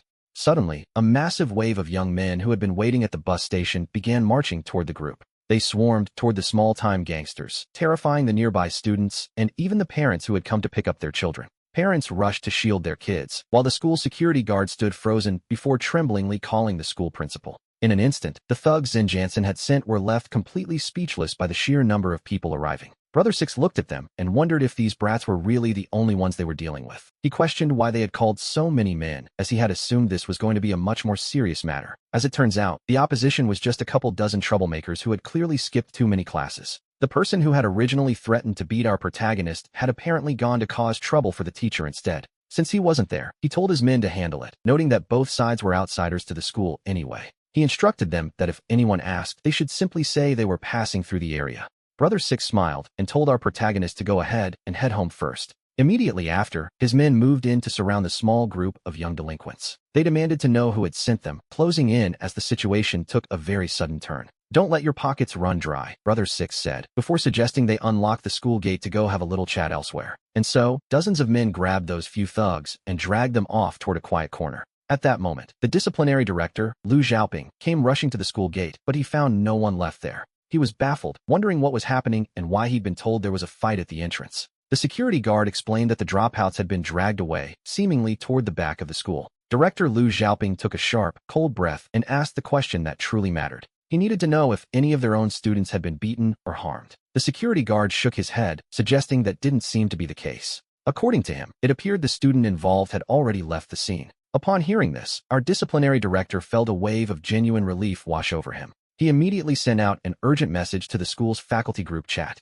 This was the official group for all the tutors and teachers of school number 2. He warned them that outsiders were loitering and fighting right at the school's front gates. He instructed them to ask their classes if anyone knew anything about the disturbance. They were to check if anyone had been hurt and, if so, to notify him immediately. In an instant, every teacher at school number 2 was busy messaging their students to find out what had happened. That night, during the evening self-study session, the third-year class 4 practically exploded with gossip. Someone had hidden by the gate and captured a photo of our protagonist being confronted by the blonde thug. And then, we see the moment a massive crowd of men suddenly rushed out to intervene. In the end, they terrified those small-time gangsters so badly that they nearly fainted from pure fear. "What a beast!" they cried out, as no one expected Lin Fei to have such tricks up his sleeve. Who would have thought he was the boss? He called in dozens of people, and every single one was an adult. Naturally, all the classmates began discussing the matter with a great deal of enthusiasm. In an instant, their admiration shifted. Everyone already knew that Zen Jansen was supposed to be the cool one, especially since his second year, when he used to summon people to the school gates just to show off.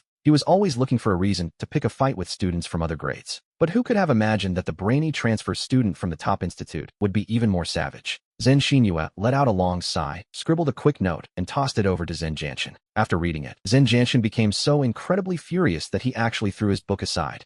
That night, during study hour, Zen Jansen was called to the teacher's office to stand in punishment while writing an apology. Meanwhile, back in the study hall, someone suddenly shouted for everyone to look at a new post about the school dropout novel. It turns out the famous story from School Number 1 had just been published on the School Number 2 forum. The author, using the same ID, continued writing and confirmed they had transferred from the first school to the second. Because of this, all future updates would be posted right there on the School Number 2 forum. Immediately, the hype moved to School Number 2, and a crowd of girls became visibly excited. Ki opened her eyes wide in complete disbelief at the news. She turned back toward Wenminji, who was sitting behind her, and asked her about it in a low whisper. She pointed out that the author explicitly claimed to have transferred from the first institute to their own. Then, almost unconsciously, her gaze drifted toward the empty seat right next to Wenminji. She expected her friend to be shocked, but to her surprise, Wenminji simply nodded as if she already knew. The instructor cried out in total astonishment, realizing that it was true. It really was Lin Yifei. As soon as those words were spoken, everyone in the classroom abandoned their work and rushed over, causing an immediate stir.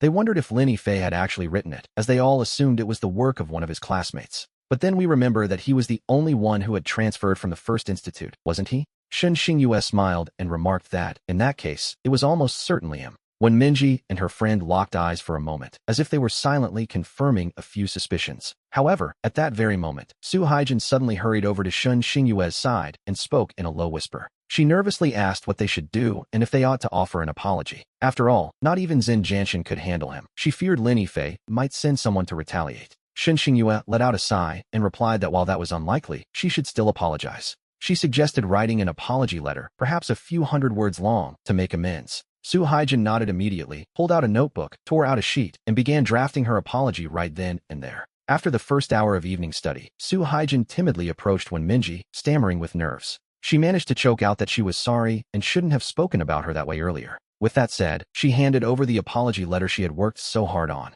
Shun Xingyue also wore an expression of absolute certainty as she watched the scene unfold. The confusion in the room was palpable, with everyone wondering exactly what had just happened. The repetitive whispers of what happened filled the air, leaving Su Haijin standing there in a state of shock. When Minji also lifted her head, looking quite dazed as she stared back at the others. Shun Xingyue smiled boldly, suggesting they compete fairly to see who could finally win over Lin Yifei. Jiangxi's mouth hung open as he stared at the two of them in utter astonishment. When Minji was equally speechless, having never truly imagined that a boy like him would be interested. Suddenly, he felt a strange sensation, as if he were spinning dizzyingly aboard a spaceship. On the following day, we see him making his return to the school grounds. As he walked across the campus, it was clear he had already become something of a major figure. His classmates whispered and stole glances as he passed, though none quite found the courage to say hello. When he reached the school cafeteria, he crossed paths with his classmate, Lu Zian. Lu Zian swallowed hard in embarrassment, stammering out a sincere apology to Fij. He desperately tried to explain that he wasn't actually all that close to Zin Yanshin. He insisted that he had tried to talk him out of it yesterday, but simply couldn't convince him. Word had clearly reached him that the men Zin Yanshin hired hadn't just failed, they'd been thoroughly scolded by others. He replied with a touch of grace, noting that he certainly hadn't been saying that the day before. After that, the boy wouldn't leave his side, constantly addressing him as Fij with every other breath. He even began showering his novels with praise, claiming they were masterpieces. One wonders if there are mages, sorcerers, or Kurosawa beasts hidden away on that spaceship of his. He thought to himself that this fellow certainly had a unique kind of talent for flattery. What sort of strange, two-dimensional spiritual entities were these, anyway? He didn't bother paying him much mind, but upon returning to the classroom, he was instantly surrounded. Yes, he finally confessed to it all. There was no point in hiding it anymore. He admitted he wrote the novel and, with a laugh and a few words, returned to his seat. As soon as he sat down, he was surprised to find a plate of fried rice noodles and a bottle of pure milk waiting on his desk. He reached out and tapped Jianseki, who was sitting right in front of him, to get his attention. When he asked who had left the food there, Jianseki simply glanced toward the English representative's empty seat.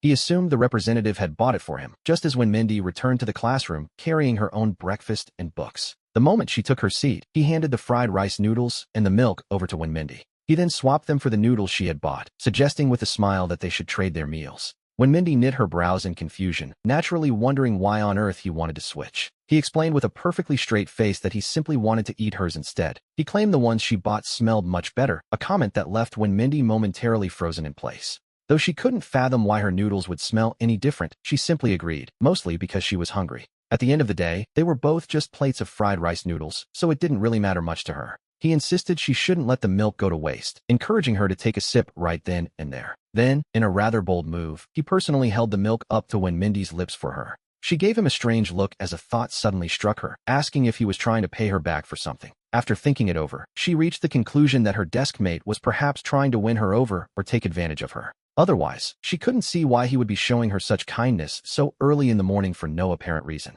He let out a short laugh, asking if she really thought he was that kind of person, which, to be fair, was a valid question. He admitted that while he might not be a saint, he certainly had no intention of deceiving her. He told her not to worry and promised to pay her back eventually, though perhaps not at this very moment. When Mindy could only offer a small complaint about having to wait until the new year for that to happen, he casually mentioned that his expenses for the month were already accounted for in that plan. He then made a rather unusual proposal. What if he took care of all her meals, drinks, and lodging for the next few days? The idea, he claimed, was to pay her back later with interest, a bold promise, to be sure. When Mindy knit her brows, looking at him with a healthy dose of skepticism as she asked if he was actually serious, she suggested that if he meant it, he should start using her meal card and then set things up on Green Bubble. The plan was to set up a family card and add a bit of pocket money to the account. When he asked if $3,000 a month would be enough, when Mindy simply shook her head in disagreement. She insisted that was far too much, claiming that $600 would be more than sufficient for her needs. He couldn't help but roll his eyes at that, firmly telling her that she had to spend at least $1,000 a month. He even joked that if she didn't spend it all, she would somehow fail her classes. He lectured her gently, saying girls should learn how to spend money and that she was being far too frugal.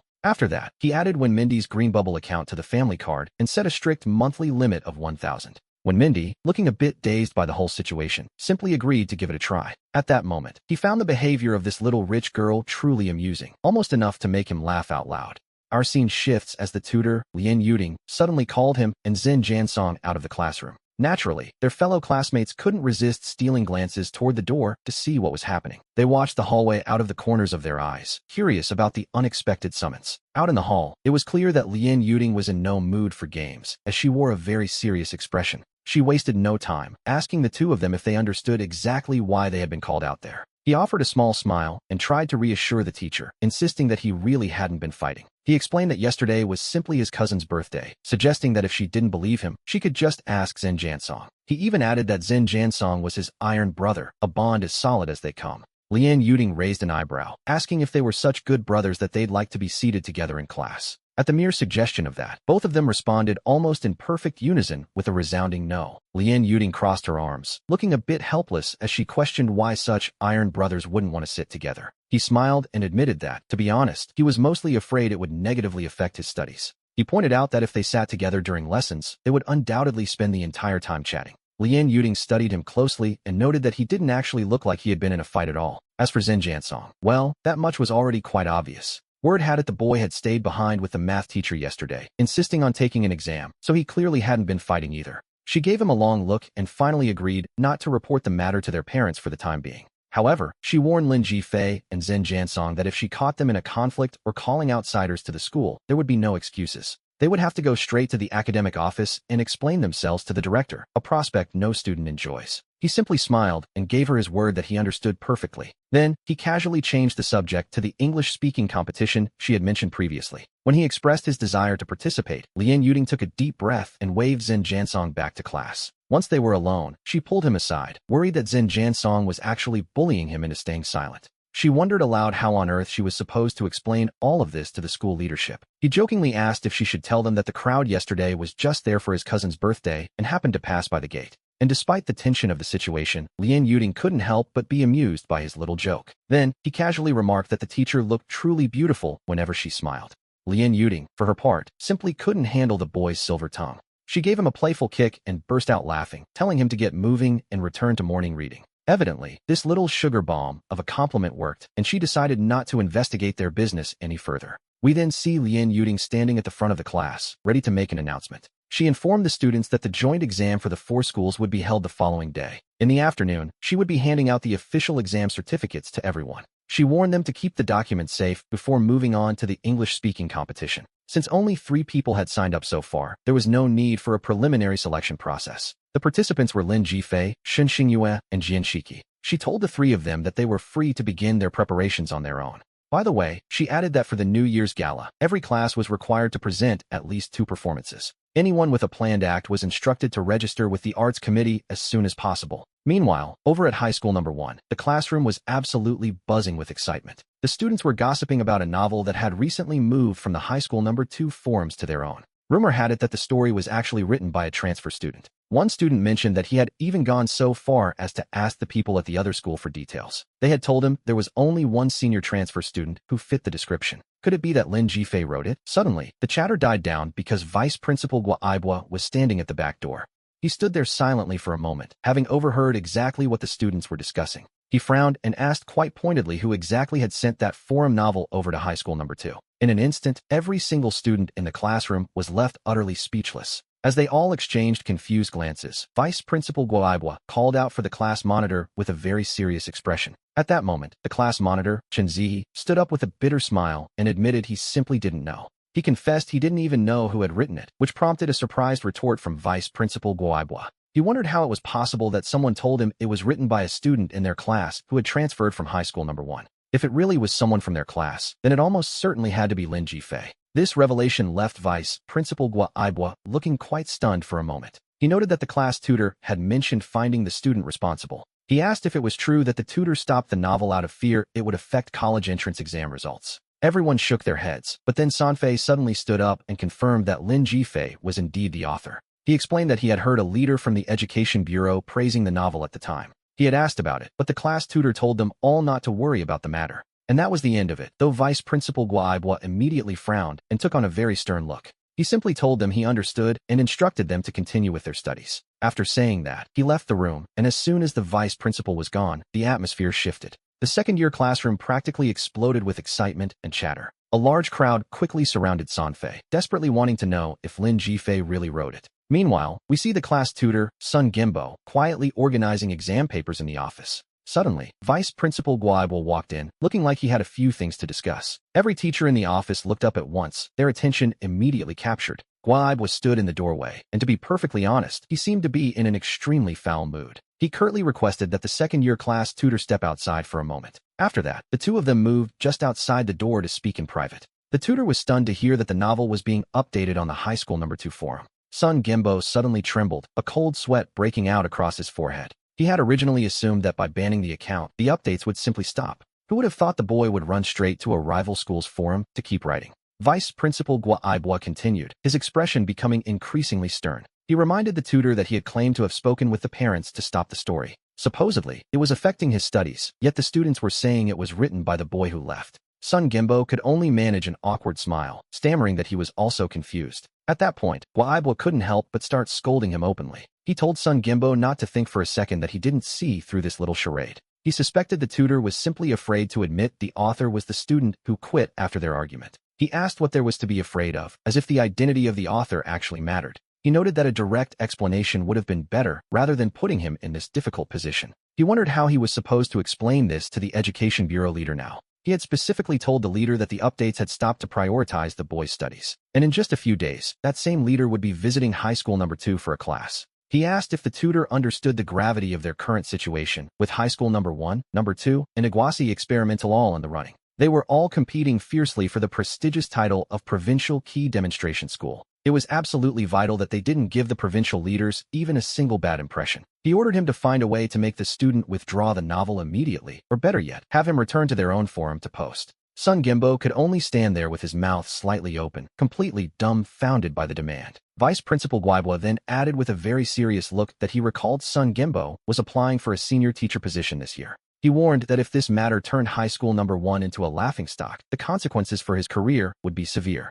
He urged him to take advantage of the fact that not many people knew yet and to fix the problem immediately. Whether the boy returned to their forum or not, something had to be done to stop the embarrassment. The pressure was mounting, and it was clear that doing nothing was simply not an option anymore. If they didn't act, the entire situation would become an unbearable humiliation for the school. Deep down, he realized it would have been much better to claim from the start that the author was someone outside the school. Sun Gimbo grit his teeth and finally spoke up, accepting the weight of the situation. He admitted it was his fault and promised the director that he wouldn't let the school lose face because of his mistake. Only then did Vice Principal Guaibua nod in satisfaction, his point finally having hit home. After that, he placed both hands behind his back and turned to walk away, leaving the tutor to his thoughts. During the third period, we see Sun Gimbo standing before his students, trying to project an air of calm about the school's reputation. He told the class not to worry about the school's standing, though his own nerves were clearly frayed as he began the lesson. He announced he had something to ask them, specifically wanting to know which of them still had a good relationship with Lin Jifei. The students below simply looked at one another in silence, unsure of how to respond to such a sudden question. Finally, Sanfei raised his hand with a smile and said that he was doing just fine, teacher. Someone else in the room whispered another name under their breath, Shinsairu. Sun Gembo's eyes lit up instantly at the suggestion, and he spoke up immediately. He noted that Shinsairu was indeed quite close to Lin Jifei, wasn't she? He then asked her for a small favor, to go and talk to him on his behalf. He wanted her to ask why he would ever want to leave high school number 1 in the first place. The tutor, Sun Gembo, smiled and told her to give the boy some friendly advice. He wanted her to mention that all of his former classmates truly enjoyed reading his work. Since they were friends, he argued, it shouldn't really matter where he chose to write, right? Meanwhile, as Lin Jifei was studying diligently in class, he suddenly received a message from Sanfei. The message laughed about the coming drama, mentioning the director had come by to ask about the novel. It explained that the tutor had tasked Shinsairu with finding him to say the novel wasn't liked. The tutor wanted her to convince him to return to high school number 1 to continue his updates there. Lin Jifei replied quite sarcastically, noting that he had already hurt Shinsairu's feelings before. He remarked that it was no surprise, seeing as Shinsairu certainly didn't lack intelligence. He assumed she was simply too embarrassed to admit just how much he had upset her. It was all rather amusing, and sure enough, a friend request popped up on his screen shortly after. We see that Shinsairu was indeed requesting to be added as a friend. Without a second thought, he rejected the request immediately, which was a bit cold, perhaps. He even went as far as to turn around and smile at the wealthy Wenmeng sitting beside him. Classmate 1, don't forget about Saturday, he said, reminding her that she was supposed to take him to the movies. Wenmeng looked at him with a pained expression and explained that she simply didn't have any money left. The situation was so absurd that he found himself laughing until his stomach actually started to ache. He told her it was all too cute and silly, and offered to pay for the tickets himself instead. Suddenly, Wenmeng shook her head and insisted she couldn't, as she didn't have her relative's discount card with her. She had promised to treat him, and for a moment, she looked completely stunned, as if her brain couldn't quite process the change in plans. About 10 minutes into the lesson, our little rich girl, Wenmeng, suddenly began muttering to herself about how difficult it all was. She concluded that using a relative's card wouldn't really count as her treating him to the movie anyway. In her mind, it wouldn't be a real gift unless she spent her own extra money to buy the tickets outright. Lin Jifei was struggling now, terrified that he might burst out laughing right there at his desk. To be honest, he found the wealthy Wenmeng to be far too charming for her own good. But then, the chemistry teacher on stage noticed his amusement and called him out publicly, asking what was so funny. It was only then that he remembered he was still in the middle of a class, a minor detail, clearly. He stood up immediately with a smile and told the teacher he had simply remembered something very happy. By this point, Wenmeng's face had turned a bright, unmistakable shade of red. She knew they were being laughed at and immediately lowered her head in embarrassment. The teacher asked why he was distracted while they were working through a chemistry problem. Lin Jifei joked about the chemical symbols on the board, wondering aloud if he had discovered some hidden secret in the formulas. As soon as he finished speaking, the entire class erupted into a fit of laughter. The chemistry teacher then scolded him, telling him to pay attention and save the extracurricular problems for his own free time. Lunchtime finally arrived, and as soon as the class ended, Shun Xingyue hurried over to his desk to ask if he had really rejected her friend request. He was caught off guard for a moment, but he managed to react almost immediately. When he asked if Shinshiro had looked for him, Shun Xingyue clicked her tongue and smiled, telling him he was being quite ruthless. She explained that the girl had something important to say and practically begged him to just add her back. He replied coldly that it wasn't necessary, before turning to Wenmeng and suggesting they head off to find some food. Our little rich girl, Wenmeng, simply let out a soft "oh" and followed him out of the room. Shun Xingyue stood there stunned for a moment, as it was likely the first time she had ever been ignored so completely. Her friend Su Hailan, who was standing right beside her, smiled and told her to stop staring and just let it go. A little later, we find him standing in the cafeteria line deciding what to eat, when he suddenly noticed something about Wenmeng. She was staring at him with two large eyes that seemed to be brimming with tears. He asked her what was wrong, wondering if someone had been bullying her while he wasn't looking. He looked at Xianshiro, not knowing whether to laugh or cry, and asked why she had suddenly become so emotional. Xianshiro just shook her head, and then Wenmeng asked in a low, guilty voice about his ex-girlfriend. She wanted to know if that girl from school number 1 was actually very beautiful. He let out a small chuckle and asked her, quite directly, if she was feeling a bit jealous. Wenmeng simply bit her lip and said nothing, though her eyes were filled with a clear sense of grievance. After that, the three of them found a quiet corner to sit down together. As they ate, the conversation turned to whether or not he was going to sign up for the upcoming arts performance. Wenmeng watched him with curiosity, and after a few seconds of silence, he finally offered a small smile. He wondered aloud if he should even bother signing up, but then Xianshiro spoke up to give him her opinion. I'll tell you a secret, she began, revealing that Wenmeng had actually won first prize in last year's arts performance. Upon hearing this, he couldn't help but feel a little surprised. Wenmeng immediately shook her head in embarrassment, clearly not wanting the spotlight just yet. Shiro told her not to be like that, while Chien Shiki smiled and asked what she was so afraid of. She insisted it was a great advantage, before sharing the secret that Manhwa was actually a very talented pianist. After they finished their meal, the group stayed behind to chat for a while longer. Regarding the arts performance, he finally smiled and announced that he would sign up voluntarily. Meanwhile, we see Shiro arriving at the teacher's office with a specific goal in mind. She explained to the teacher that Lin Jifei had actually hurt her friend and she felt terrible about it. She admitted she had tried calling him to no avail and suggested the teacher might have better luck calling him personally. Their tutor, Song Wenba, was left momentarily speechless by the request. He noted that since they were classmates, she should be much better at talking to him than a teacher would be. He asked, with a hint of confusion, if she wasn't the one who used to have such a good relationship with him. Shiro tried to convince him in a low voice, simply stating that those days were in the past. Song Wenba offered some somewhat bitter advice, suggesting that boys are actually quite easy to coax if you know how. He told her that all she really needed to do was say a few nice words to his face. He even suggested she try inviting him to lunch and offering to pick up the tab. After all, the teacher felt he also bore some responsibility for Lin Jifei's decision to withdraw from school. He admitted he hadn't handled things well at the start, while Shiro asked with a touch of grievance in her voice.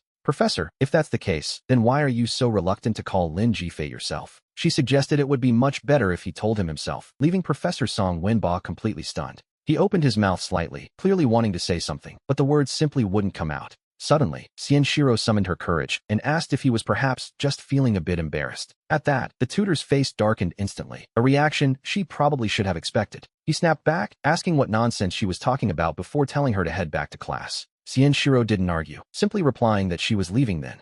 However, as soon as the student stepped out of the office, Song Wenba felt a wave of immediate regret. He gave himself a sudden slap on the forehead, sighing at his own hesitation. Biting his lip, he finally found the student contact list on his computer, but he couldn't bring himself to dial the number. After much hesitation, he decided to call in Lin Jifei's old desk mate, Sanfei, instead. Sanfei arrived and stood up straight, while Song Wenba forced a smile that didn't quite reach his eyes. He noted that since they were desk mates, their relationship must be good, and asked if he could talk to him. The request was specific: tell him not to publish that novel on the high school forum anymore. He wanted him to return to the first high school's platform to post his updates there instead. He even suggested, quite hopefully, that perhaps he could wait until after the exams to finish writing it. The tutor offered a rather shameless smile as he tried to justify his request. He claimed his main concern was simply that the writing might affect the boy's studies. Sanfei, knowing exactly what was going on, asked why he was still worried about the grades of a student who had already transferred. Besides, he pointed out that writing on the original forum would surely be just as distracting.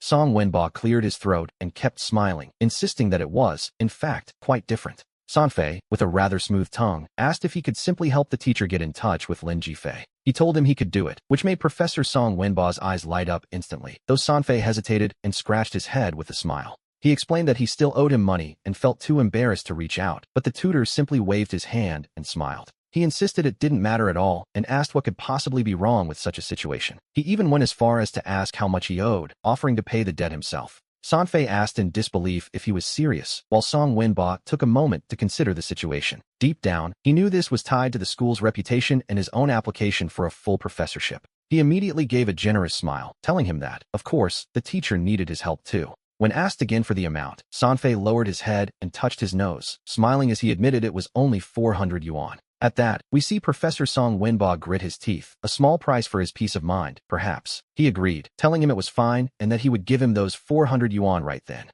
His only condition was for Sanfei to talk to Lin Jifei and suggest waiting until after the exams to finish the novel. Even though Lin Jifei had changed schools, the tutor claimed that as a teacher, he was still worried about the boy's academic progress. After all, as he put it, this was a crucial stage in the development of the young man's life. Sanfei struggled to hold back a laugh, saying he could try, though he couldn't guarantee any specific results. He suggested it might be better to forget it and just pay him back whenever he actually had the money. But the tutor was determined, pulling out his phone with a decisive smile. He urged him to scan his code, insisting that he just needed help persuading the boy. He told him he wouldn't make him pay it back, provided he tried to convince him with total sincerity. He maintained, quite firmly, that the writing was simply affecting the boy's studies far too much. Sanfei gave a flattering smile, insisting that he really didn't need the professor to pay him back. But Professor Song Wenba simply smiled, maintaining that a teacher always keeps his word. Sanfei agreed to try, and just like that, the 400 yuan were transferred to him immediately. He then told the professor that he would head back to class for the time being. He promised to reach out once Lin Jifei responded, and the tutor sent him on his way.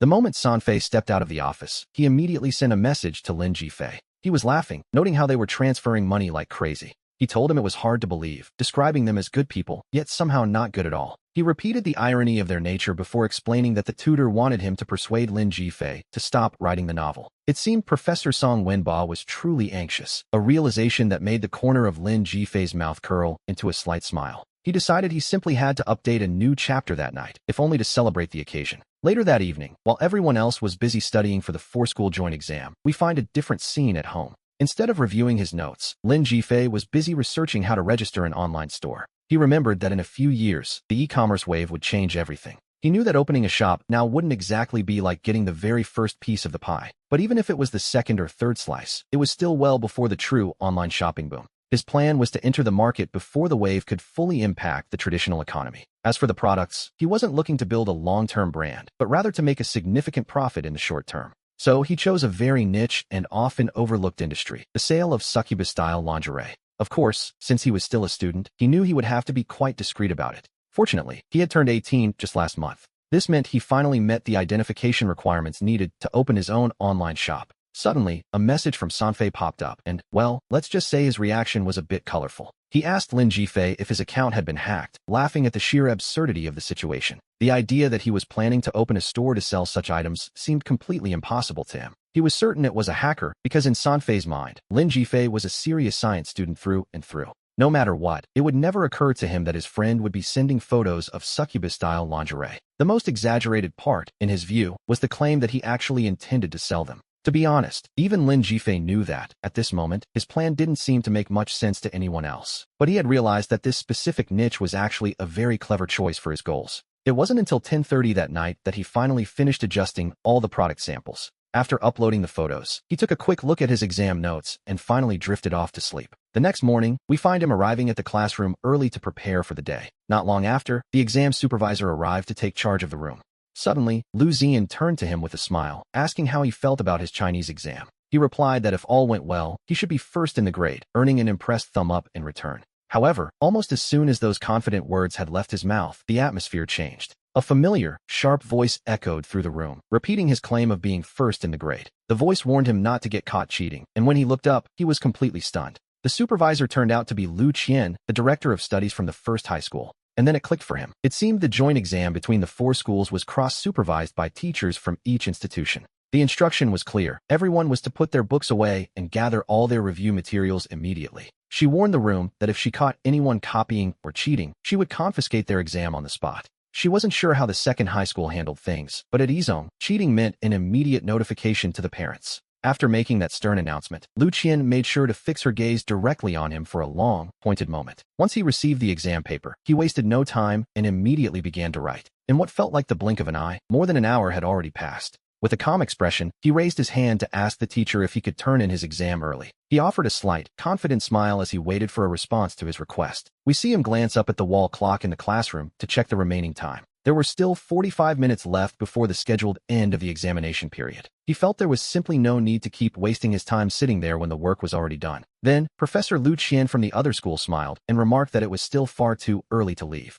He remembered that while the Gaokao rules are strict, he ultimately managed to hand in his paper 30 minutes before the bell. The director of discipline, Lu Qian, collected his exam and even pulled him aside to have a private word. Lu Qian frowned, asking him directly if he was the one who had written that novel on the Izong forum. She admitted she had no idea he possessed such talent, wondering why he had never shown it before. He smiled faintly and mentioned he'd heard that the leaders at the Education Bureau had even praised his work. He suggested she remind those leaders that he was now a student at the second high school, not hers. Upon hearing that bit of irony, Lu Qian's face darkened immediately, which told us everything we needed to know. She snapped at him, asking if he really thought so highly of himself just because of a few words of praise. She reminded him that the only thing that mattered for the Gaokao was studying, and yet he only seemed to do unnecessary things. It was a waste of time, in her view. He simply listened and slowly replied with a string of polite agreements. He told her that everything the director said was absolutely correct, though we can guess he didn't quite mean it. Since there was nothing else to discuss, he decided to head out, hoping to get back in time to write 2 more chapters. After all, he mused, those leaders at the Education Bureau might still be waiting for his next update. Lu Qian was absolutely furious. He had really managed to poke at a very sore spot with that remark. As soon as she saw him leave, she pulled out her phone and fired off a message to the Izong class head, Song Wenba.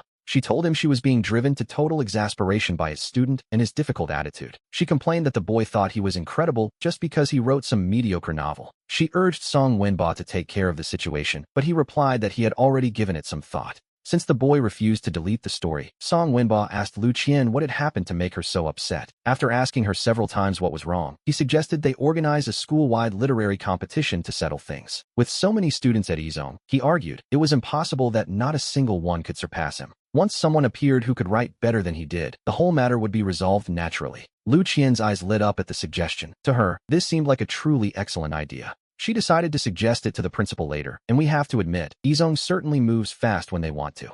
By the time the language exam had finished, every class head had already issued the official notice. The submissions were to be in novel form, with the school selecting winners for gold, silver, and bronze medals, which the principal would present personally, while the best works would be added to the school library collection. We see that in the second and third years, many students responded actively, and some even began writing novels directly on the school forum. Jiang CK, who was busy eating, paused when she heard about the literary contest and glanced subconsciously at the girl sitting next to Wenmini. She mentioned she'd heard of it too, and after that, they discussed the exam, noting that students could prepare in advance for certain likely topics. It seemed probable that environmental governance would be evaluated, as the news had been mentioning it frequently, along with waste classification, which Jiang CK couldn't help but praise. She was impressed that top students could predict topics so accurately, while Wenmini pulled out her phone and joked during the meal. She claimed her own predictions were even more precise, before reminding her classmate not to stand her up for their movie date the following day. Later that afternoon, during the science and English exams, the bell finally rang and supervisors began collecting papers as everyone stood up to stretch.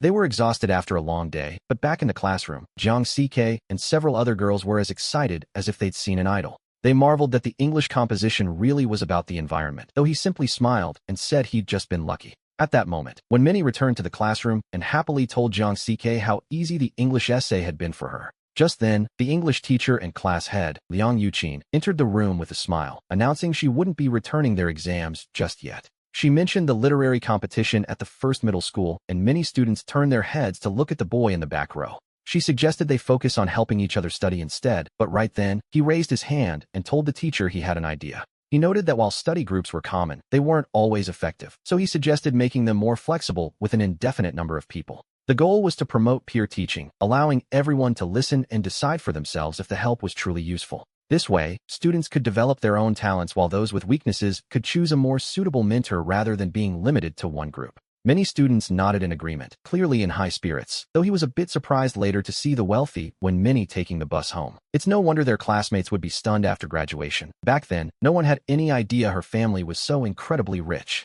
By Saturday morning, he was preparing for his 2 o'clock date at Wanda Plaza, even buying 2 milk teas and an exquisite bracelet as a gift. After a short wait, he saw a familiar figure appearing in the distance, the young heiress, Wenmini, wearing a white dress and carrying a small white bag. Standing at 163 centimeters and wearing high heels, she looked remarkably elegant, even though she hadn't yet learned to use makeup or traded in her glasses. We can already see the beginnings of a true beauty. It was the first time he had seen the wealthy Wenmini out of her school uniform, and she shyly whispered, "Do I look okay?" She nervously fidgeted with her fingers, but he just chuckled and offered her the milk tea and a gift, insisting she take the box he had prepared for her. He placed it directly into her hand with a smile, telling her to see if she liked it or if they needed to exchange it, and when Minnie cautiously opened the box, her mouth dropping open instantly. He offered to help her put it on, and before she could even react, she found the bracelet already encircling her wrist. Finally, he took her hand and led her into the mall. It was clearly the first time when Minnie had ever held a boy's hand, and she seemed a bit overwhelmed by the sudden intimacy.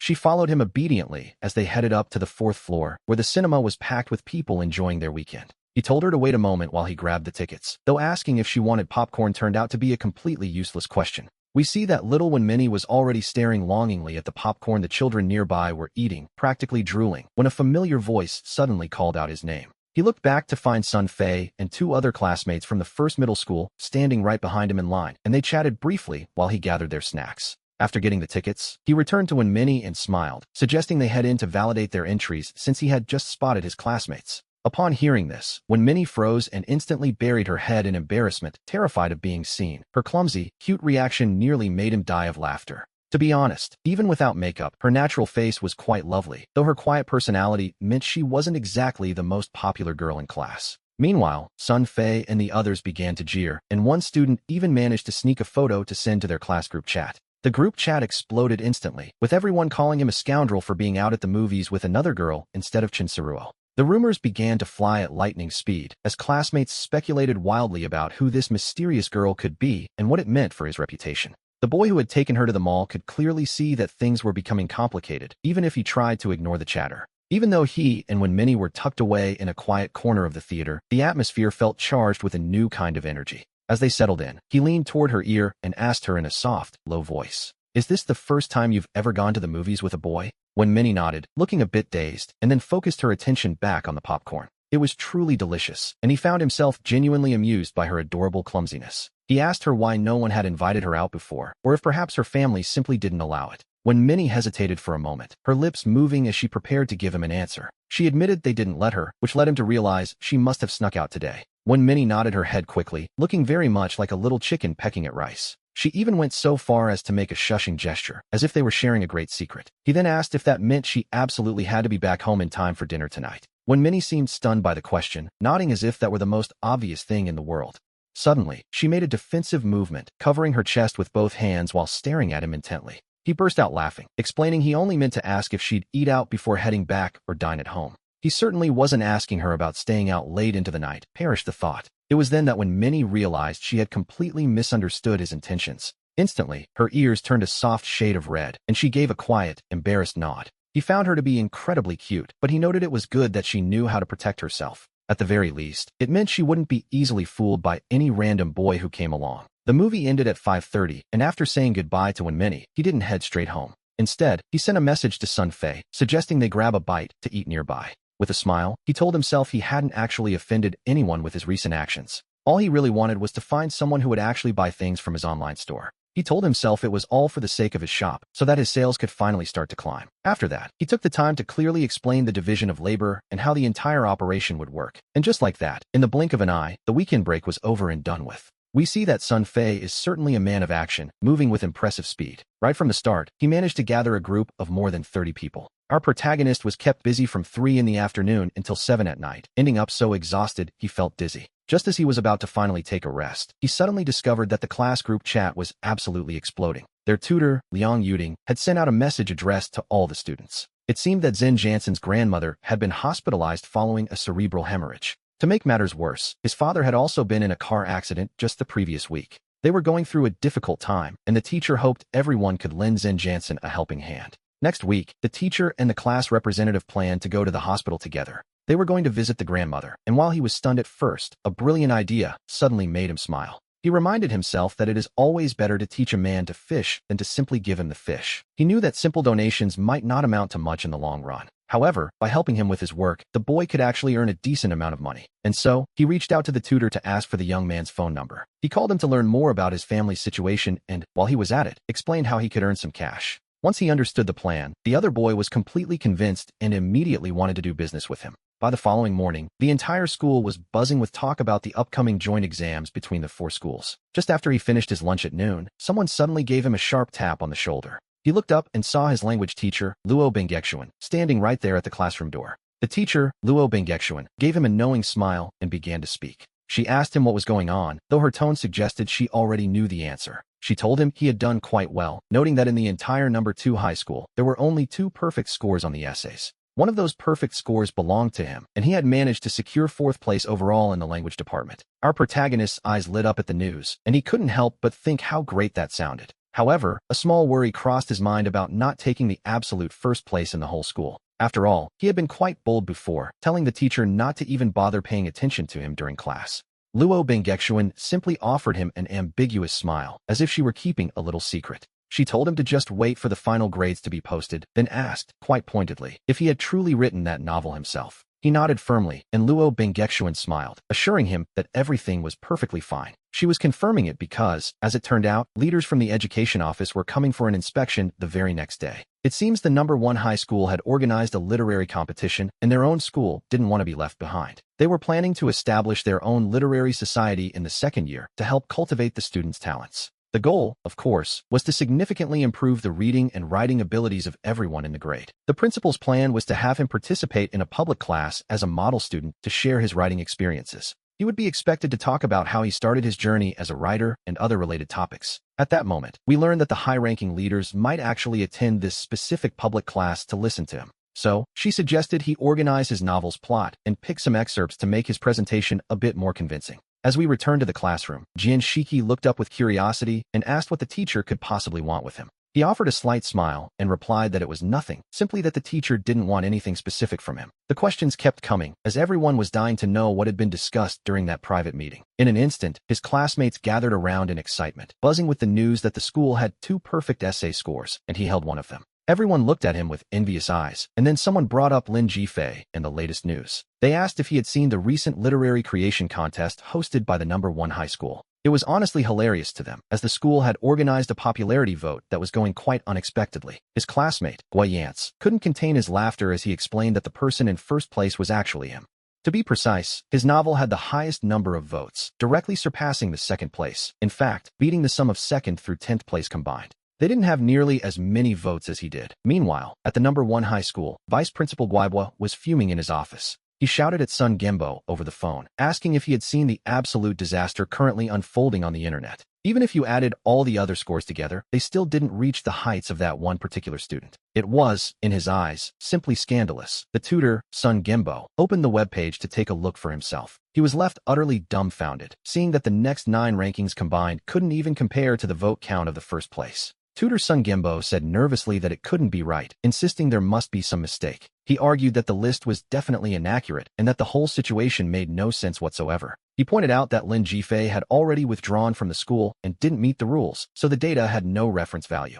Vice Principal Guibua sneered, asking Old Sun if he was truly that stupid or if he was just pretending to be. He demanded to know if the rules even mattered when the boy's following was growing so rapidly. He wanted to see a work that could actually compete with Lin Jifei's novel, and he wanted to see it immediately. He demanded that the first place ranking be removed immediately, leaving Tutor Sun Gembo to take a very deep breath. Suddenly, a spark of an idea came to him, and he told the vice principal to wait just a moment. He suggested that they find a professor to write something, which would surely allow them to snatch back that first-place spot. Vice Principal Guibua hesitated for a second, questioning the ethics of having a professor do the writing. Sun Gembo simply smiled, reminding him that Professor Liu had already published a book in the past. He insisted there would be no issue, but Vice Principal Guibua shook his head and firmly said no. He felt that such a move was clearly cheating and unacceptable, but Sun Gembo's smile didn't fade. He clarified that the professor wouldn't write it personally, but would instead provide one-on-one tutoring to supervise a student's work. The vice principal waved his hand dismissively, telling him to just forget it, as we returned to the top student in the class. Ranking 3rd in the entire grade, it was no surprise that he was considered a true academic tyrant of high school #1. He had claimed the top spot the moment he arrived, and while everyone looked on with envy, his English report card was revealed. The teachers would be bringing the grades for each subject to class, but the tutor had a little surprise in store. She announced that the first place in the entire grade for Chinese language was in their very own classroom, which set the students buzzing. Jian Shiki looked back expectantly, but Lin Jifei raised her hand and modestly claimed she was only in 4th place. However, a second later, Tutor Liang Yuding smiled and corrected her, confirming that she was indeed the one. In an instant, every single classmate turned their heads to stare at Lin Jifei in disbelief. They were confused, wondering why she had claimed to be 4th in the grade just moments before. Several of the students had clearly heard her earlier statement and were now quite puzzled by the contradiction. At that moment, Tutor Liang Yuding looked genuinely surprised by the confusion spreading through the room. She asked who could have possibly said she was 4th, while a student explained that the Chinese teacher had seemingly mentioned it earlier. Tutor Liang Yuding corrected the misunderstanding immediately. She confirmed that Lin Jifei was indeed 1st in the entire grade, prompting a thunderous round of applause from the class. Even when Mingyi looked at her with a sense of genuine admiration, Lin Jifei simply touched her face and smiled, telling herself it was just luck. After all, she couldn't exactly admit this was her second time living through it. Tutor Liang Yuding smiled and noted that the Chinese language professor would be arriving shortly to begin the lesson. She planned to speak to the entire class about Lin Jifei's perfect score composition. Meanwhile, over at high school #1, we see the Chinese language professor distributing the graded exams. The students began discussing their results, amazed that one of them had managed to score 53 points on the composition. The professor suddenly let out a heavy sigh, admitting she truly didn't know what to say about the overall performance on this exam. The composition topic had been given to them well in advance, which should have made things easier. And yet, the results were disappointing, with many students still only scoring 45 or 48 points. Suddenly, the professor turned her attention toward Sanfei to ask him about his own composition. When asked how he had done, Sanfei lowered his head awkwardly and stammered that he hadn't performed well at all. The professor lamented what a waste it was, considering he used to be Lin Jifei's desk mate. Sanfei tried to explain that Lin Jifei wasn't particularly good at the Chinese language subjects either. The language professor, Lu Yun, responded to this with a very calm expression. She noted that while there was normally no need to track a student after they transferred, Lin Jifei was proving to be an exception. In this four-school joint exam, Lin Jifei had taken 4th place in language, and her composition had earned a perfect score. As the professor finished speaking, Sanfei was left standing there with his mouth wide open in shock. He asked if the professor was serious, as he distinctly remembered that Lin Jifei used to struggle with her language studies. He wondered if she had somehow become invincible simply by moving to the second high school. The language professor, Lu Yun, rolled her eyes and smiled, suggesting that she was likely working much harder there than she ever did here. Sanfei didn't know whether to laugh or cry at the mention of her working hard. To be honest, that wasn't it at all. In reality, she was busy working like a madwoman, managing groups and selling magical items online. And on top of all that, she was even finding time to go out to the movies with her classmates. When the bell finally rang for the last class, we see the score rankings posted prominently in the hallway. Jian Shiki and Wen Mingyi were standing right there, looking over the results together. Jian Shiki noted with pure amazement that she had taken 1st place in language for the entire grade, and 3rd in both math and English. She pointed out, with a hint of envy, that while her science scores were a bit low, her total scores still put her in 10th place overall. She mused that it would be truly incredible if she could just manage to bring those science grades up a little higher. We should remember that in her previous life, language was her weakness, while science and math were her greatest strengths. English was always somewhere in the middle, but subjects like chemistry and biology require a massive amount of memorization. Naturally, after graduating the first time around, she had forgotten those specific details entirely. So, she told herself that achieving this score after being reborn was actually quite an accomplishment. After all, her current marks in language, math, and English far exceeded anything she had achieved before. Wen Mingyi pointed to her own name on the list and then pulled her over to take a closer look. Our little rich girl, Wen Mingyi, had managed to secure the 41st spot in the entire grade. She pointed her small fingers at her science scores and then looked up with a certain unmistakable pride. It was as if she were showing off a prize. Lin Jifei simply smiled and told her she had done a good job. She instinctively pinched Wen Mingyi's nose and teased her to keep those grades up, lest she end up at the Moda Music Academy. Go to the Yangjin Music Academy, she suggested. That way you'll be able to see me. Standing nearby, Jian Shiki asked with a look of genuine surprise. Are you really going to study in Yangjin? Which school are you planning to apply to? She responded quite naturally that she was, of course, aiming for Enbei. Upon hearing this, Wen Mingyi asked in total astonishment how she could possibly know she was heading to the Modu Music Academy. Thanks to the memories of her previous life, she remembered clearly that our little rich girl had attended Modu, which is, to be fair, one of the best art academies in the country. But as someone who had been reborn, she felt she had to set her sights on the very best universities the nation had to offer. Whether it was the prestige of the degree, the social circles, or her future career, the opportunities there were on a completely different level. Besides, at this moment, the one thing she felt most confident about was the Gaokao exam. She knew that once the Gaokao was over, she would lose that particular advantage. During these college years, she could rely on her knowledge of the future to start a business. She realized that once these years passed, the difficulty of changing her life would multiply 1,000 times, making every single day vital. Originally, she thought writing novels would be her most reliable path forward. After all, she knew which works would become hits, but memory alone isn't always enough to perfectly replicate a classic, a sobering thought, really. However, with the funding from her wealthy friend, she discovered that e-commerce might actually be a much easier shortcut to success. The following morning, as soon as she arrived at school, she received a call from her language professor, Luo Bengexuan, asking her to come to the office. She hurried back to the classroom to drop off her backpack, only to be surprised by yet another breakfast waiting on her desk. Just then, Shen Xingyue ran over with a smile and asked why she was still buying her own food when she had already bought this for her. Then, she leaned in close to her ear with a mischievous grin. She whispered the words, magical underwear, let out a soft sigh, and then simply returned to her seat. Yesterday, she happened to see Zhun Yinsong packing up an express delivery. She privately asked a friend in logistics about it, never expecting to discover that so much had happened without her knowing. She let out an amused laugh and told her not to say another word. Shun Xingyue approached happily and took away her breakfast, insisting she eat hers instead and not give it to Wen Mingyi. Otherwise, she threatened, she would tell everyone her little secret. She frowned slightly and joked, asking if she was actually being threatened. Shun Xingyue responded with a pleading tone, saying she only wanted her to eat the breakfast she had bought. She knew that last time, she had given it to Wen Mingyi on purpose. She was also well aware that they had gone to the movies together on Saturday. She asked what made her any worse than the other girl, and why she wouldn't just give her a chance. She had always had a soft spot for the smart ones, and after the four-school joint exam, her interest in her had only grown.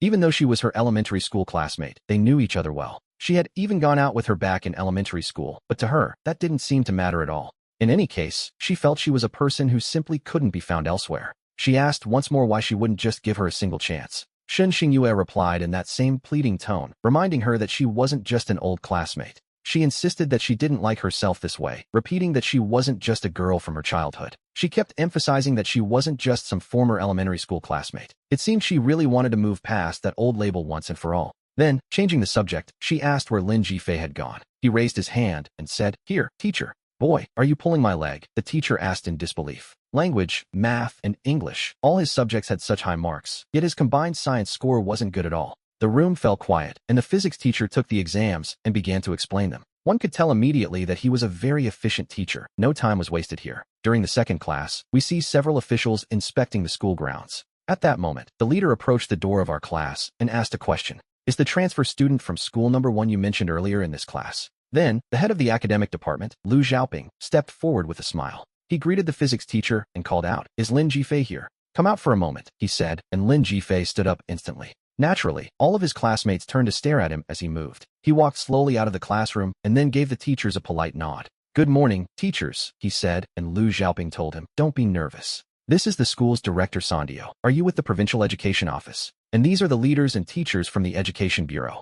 Director Sandio smiled and asked, "You're the author who wrote that novel and left school on the number 1 forum, right?" Not bad at all. I heard you transferred from school number 1, so you must know both schools well. And your grades are also quite good, aren't they?" the director continued. "It seems that's the reason," Lu Xiaoping, the head of the academic department, replied quickly to the group. "This boy has a bit of a history with his school. He has a strong temperament, but his grades are undeniably excellent. He was even ranked among the top 10 in his class back at school number 1. And now, here at school number 2, he's maintained that top 10 ranking in the joint exams across all 4 schools." Director Sandio smiled at the group and remarked, "I'm sure many of you might disagree with what I'm about to ask. I simply want to ask you, what do you think is the biggest difference between school number 1 and school number 2? In your opinion, which one offers a better environment for studying?" The question hung in the air, and we see Lu Xiaoping, the head of the academic department, freeze in his tracks. To be honest, the question was far too sudden for anyone's comfort. He looked at the boy with a hint of nervousness, and after a brief pause, Lin Jifei finally spoke up. "I think the academic pressure at school number 1 is higher," he began, "but I personally prefer school number 2. Upon hearing this, Lu Xiaoping couldn't help but break into a wide, beaming smile. "Oh, and could you be more specific about why you prefer school number 2? The director followed up. "When I was at school number 1, I felt like I wasn't studying for myself, but for the school and for my parents. It was all about the so-called duty of not letting my parents down." Deep down, he felt that this mindset puts immense pressure on students and carries a heavy sense of resentment. He recalled how his class tutor and the department head at the old school would repeat the same thing over and over. "You must not fail to meet your parents' expectations," they would tell him. "You must realize that the most important thing in your life right now is your studies. Think about how hard your parents worked just to send you to a place like school number 1. How could you not succeed? You absolutely must reward your parents for their sacrifice. I believe that filial piety is important," he continued, "and rewarding one's parents is certainly very important as well. But pushing this concept excessively onto students is actually harmful to the ideological growth of young people." He felt they were studying for everyone but themselves, whereas at school number 2, things were quite different. At school number 1, we had free time during PE class, but many people still went back to the classroom to study alone. As a result, the physical health and overall fitness of the students were significantly worse. When I arrived at school number 2, I actually had to run 800 meters during our physical education class. And after the run, everyone would actually play or take a moment to rest. The study atmosphere didn't seem as suffocating as the first school, favoring a method that balanced hard work with necessary rest. In his view, the educational philosophy at school number 2 was fundamentally different from what he had experienced before. While school number 1 might have a slight edge in test scores, he believed that in terms of moral, intellectual, and physical development, including life after graduation, the students from school number 2 might actually turn out to be more well-rounded. "Professor, I haven't been at school number 2 for very long," he added modestly. "This is just my personal opinion." We see the leaders from the education office nodding thoughtfully after hearing his words. They were impressed. It was no wonder this boy was capable of writing successful novels. His logic, his theories, and even his choice of words were remarkably rigorous for someone his age. The leader joked with the head of the department, saying that if the questions hadn't been so sudden, he'd think they had rehearsed this. The boy had explained the advantages and disadvantages of both schools with surprising clarity. Lu Xiaoping, the department head, replied with a smile that such a thing would have been absolutely impossible. He noted that Lin Jifei is simply outstanding, possessing a mindset far more mature than that of the average student. His essay had even earned a rare perfect score in the joint exams, proving his exceptional ability to express himself. The head of the academic department, Lu Xiaoping, patted the boy's shoulder with a look of pure satisfaction. And suddenly, the impression everyone had of Lin Jifei improved significantly. He was simply too good at speaking. He praised school number 2 so subtly that it didn't even feel like flattery. At the end, he had even added that he hadn't been there for very long. It was a small touch, but it made the leaders feel very comfortable with his assessment. It didn't sound like one-sided praise, and just then, another leader from the education office spoke up. He mentioned that, by the way, there was one more thing to consider. The province was planning to select one institution to be the key provincial model school. The evaluation criteria included, of course, the learning environment itself. They would look at university admission rates, the quality of the faculty, and every other aspect of the school. As things stood, school number 1 seemed to fit the requirements for this model school more closely. The leader then asked him directly, if he had to vote, which school would he choose? Lin Jifei deliberately scratched his head, pretending to find the answer quite difficult. He told the professor that he would simply tell them the truth. He had to consider where he was currently enrolled. Naturally, he hoped his own school would be chosen, so he cast his vote for school number 2. The professors all laughed happily at that. After all, everyone wants their alma mater to be the one selected. In that moment, he gathered his courage and asked if he could take a photo with all of them. He jokingly claimed to be a vain person who wanted to brag to others that the leaders had spoken with him. And right then, the various leaders from the education office found themselves quite amused. They were completely won over by his honest and charming statement. The leaders couldn't help but chuckle, noting that this boy was quite interesting, even if they didn't consider themselves celebrities worth bragging about. Lin Jifei explained, perhaps a bit awkwardly, that being a leader in the education office was actually a very impressive feat in his eyes. As they looked at the young man, the officials found his perspective and his personality to be genuinely refreshing. Since he was praising them like movie stars, they laughed and agreed that taking a photo together would be perfectly fine. One of them added, almost as an afterthought, that his novel wasn't badly written at all. He encouraged the boy to keep his spirits up and work hard to become a truly great writer in the future. And so, Lin Jifei quickly snapped a photo or two with the distinguished leaders. He immediately took the opportunity to post the pictures to his circle of friends, as one does, of course. It was a great moment. The education office leaders had praised him and even asked for his opinion on which school was better. The choice between school number 1 and school number 2 was now part of his public story. Later that afternoon, Zen Jansen, who had been away on leave for a while, finally returned to the classroom. A group of classmates who were close to him immediately gathered around to welcome him back. Everyone was looking out for him, but after a few brief words of explanation, Zen Jansen simply collapsed onto his desk in exhaustion. It was then that Lu Zian leaned in and began to whisper right next to him. He told him that Lin Jifei had been doing incredibly well during the few days that Zen had been absent. He went on to describe everything that had happened while Zen was away. He recounted every detail, even mentioning the fact that Shun Xingyue had gone out of her way to buy Lin Jifei breakfast. Suddenly, Zen looked up and asked what was going on, prompting Lin Jifei to laugh and toss him a bottle of milk he hadn't finished. He told him it was fresh, and Zen Jansen took the milk, wondering how his friend was really doing. After that, he led Lin Jifei out of the classroom and toward the hallway to have a more private conversation. This sudden display of friendship left the surrounding students completely dumbfounded. Since when, they wondered, had the relationship between these two become so incredibly good? Jansiki couldn't help but gossip, asking Wenminji if the two of them weren't supposed to be fighting. How was it possible that they were suddenly chatting together as if nothing had happened? Wenminji simply shook his head in a daze, just as confused as everyone else. Even Shin Xingyue was stunned to see them talking and laughing together, a rare sight indeed. We see that the current strategy is working quite well, as many real customers have started coming in. He noted that just yesterday, they had managed to sell 36 orders. After chatting for a while about the current situation of the shop, the conversation turned personal. He gave his friend a playful slap on the shoulder and jokingly asked why he didn't hurry up and pursue Shin Xingyue. Otherwise, he complained, she would just keep bothering him all the time. Shin Yinsong forced a dry smile and admitted that it wasn't for a lack of wanting to. He pointed out that he had already tried every method imaginable, to no avail. Deep down, he felt that she still preferred someone exactly like his friend. After all, who wouldn't want someone intelligent with such impressive academic grades? Lin Jifei smiled slightly and suggested that if he improved his scores to beat hers, things might change. Perhaps then she would be the one chasing him, though Shin Yinsong didn't even dare to imagine it. The conversation then shifted to that group photo with the education office leaders. It had been absolutely bombarded with likes, which, naturally, was to be expected. It was truly incredible that the leaders of the education office had even asked for his opinion. He asked which was better, high school number 1 or high school number 2. It's no surprise that it's you. You're still the most unique person in high school number 2. Even Sanfei sent a separate message, saying he had just seen the post while he was eating. He suspected it was done on purpose, so he helped out by taking a screenshot and sharing it with his own circle. What a good friend. Just then, Yanziki, the arts committee member, approached and asked Wenminji, if he remembered the last time the teacher spoke about the upcoming arts and literature presentation. She asked if he was going to sign up, but when Minji simply shook his head cautiously, he continued eating with his head down, clearly trying to avoid the spotlight. Yanziki hesitated for a moment before noting that his last performance had been truly excellent. She felt that he was the very best their class had to offer for such an event. It would be a great loss if he didn't participate, and she asked if he didn't want to show off his skills in front of Lin Jifei. Upon hearing this, when Minji's cheeks turned bright red with embarrassment, which was quite a reaction, Lin Jifei chuckled and told him it was fine, as it was entirely up to him whether he wanted to participate or not. No one could force him, but at that moment, Yanziki leaned in and whispered something directly into Minji's ear.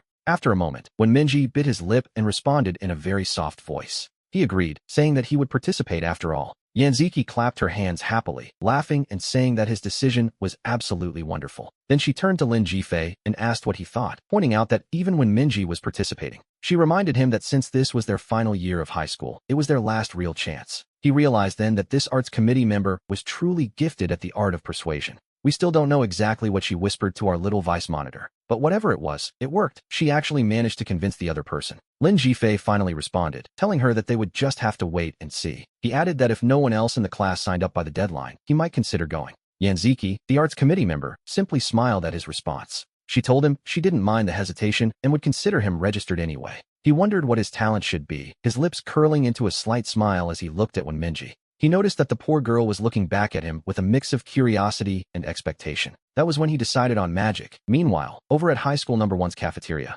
several teachers were having lunch and discussing whether they remembered Lin Jifei from their old class. Word had reached them that he was doing incredibly well now at high school number 2. Apparently, even the leaders of the education bureau had taken group photos with him. The teacher of class 2, Sun Wenba, wondered if the boy had powerful family connections. Teacher Zen, sitting beside him, smiled and asked what he meant by that. He mentioned that he had also seen the news on a student's social media feed. After that, the class 2 teacher, Sun Wenba, took a look at the post for himself. Sun Wenba was left utterly speechless, admitting that he truly had no idea about any of this. He had never heard that the boy's family had that kind of influence or relationships. Suddenly, he felt a heavy sinking sensation deep in his heart. He began to worry if this would cause trouble, becoming quite nervous all of a sudden. Teacher Zen, could you please forward that photo to me? He asked urgently. And with that, Teacher Sun Wenba hurried away as quickly as his legs could carry him. As he left the dining hall, the few teachers remaining behind couldn't resist a bit of gossip and joking. They had heard that Lin Jifei had resigned from the school specifically after an argument with him. If the boy truly had powerful connections, Sun Wenba's position as a tenured teacher might be at risk. Applying for those spots was difficult, and they wondered if he knew the truth about the student he'd fought with. They whispered among themselves, wondering what exactly had happened to cause such a stir. The school had high hopes of being selected as a model key high school, after all. Sun Wenba took a deep breath of relief once he finally returned to the safety of his office. However, at that very moment, the telephone in the teaching office began to ring. After answering, Lu Qian felt his entire body go numb, because the principal had just called him personally. The order was strict. All seniors had to attend PE, and they weren't allowed back in the classroom during that time. What truly terrified him, though, was a tip from the Education Bureau that high school number 2 was now outperforming them. Lu Qian was utterly shocked. He never expected a single student could nearly cause such a massive problem. If this situation actually jeopardized their status as a model school, it simply wouldn't be worth the cost. With a sudden flash of inspiration, Lu Qian found the father's phone number and dialed it immediately. Hello, am I speaking with Lin Jifei's father? He asked, trying to sound as pleasant as possible. I am the head of studies here at high school number 1, he continued.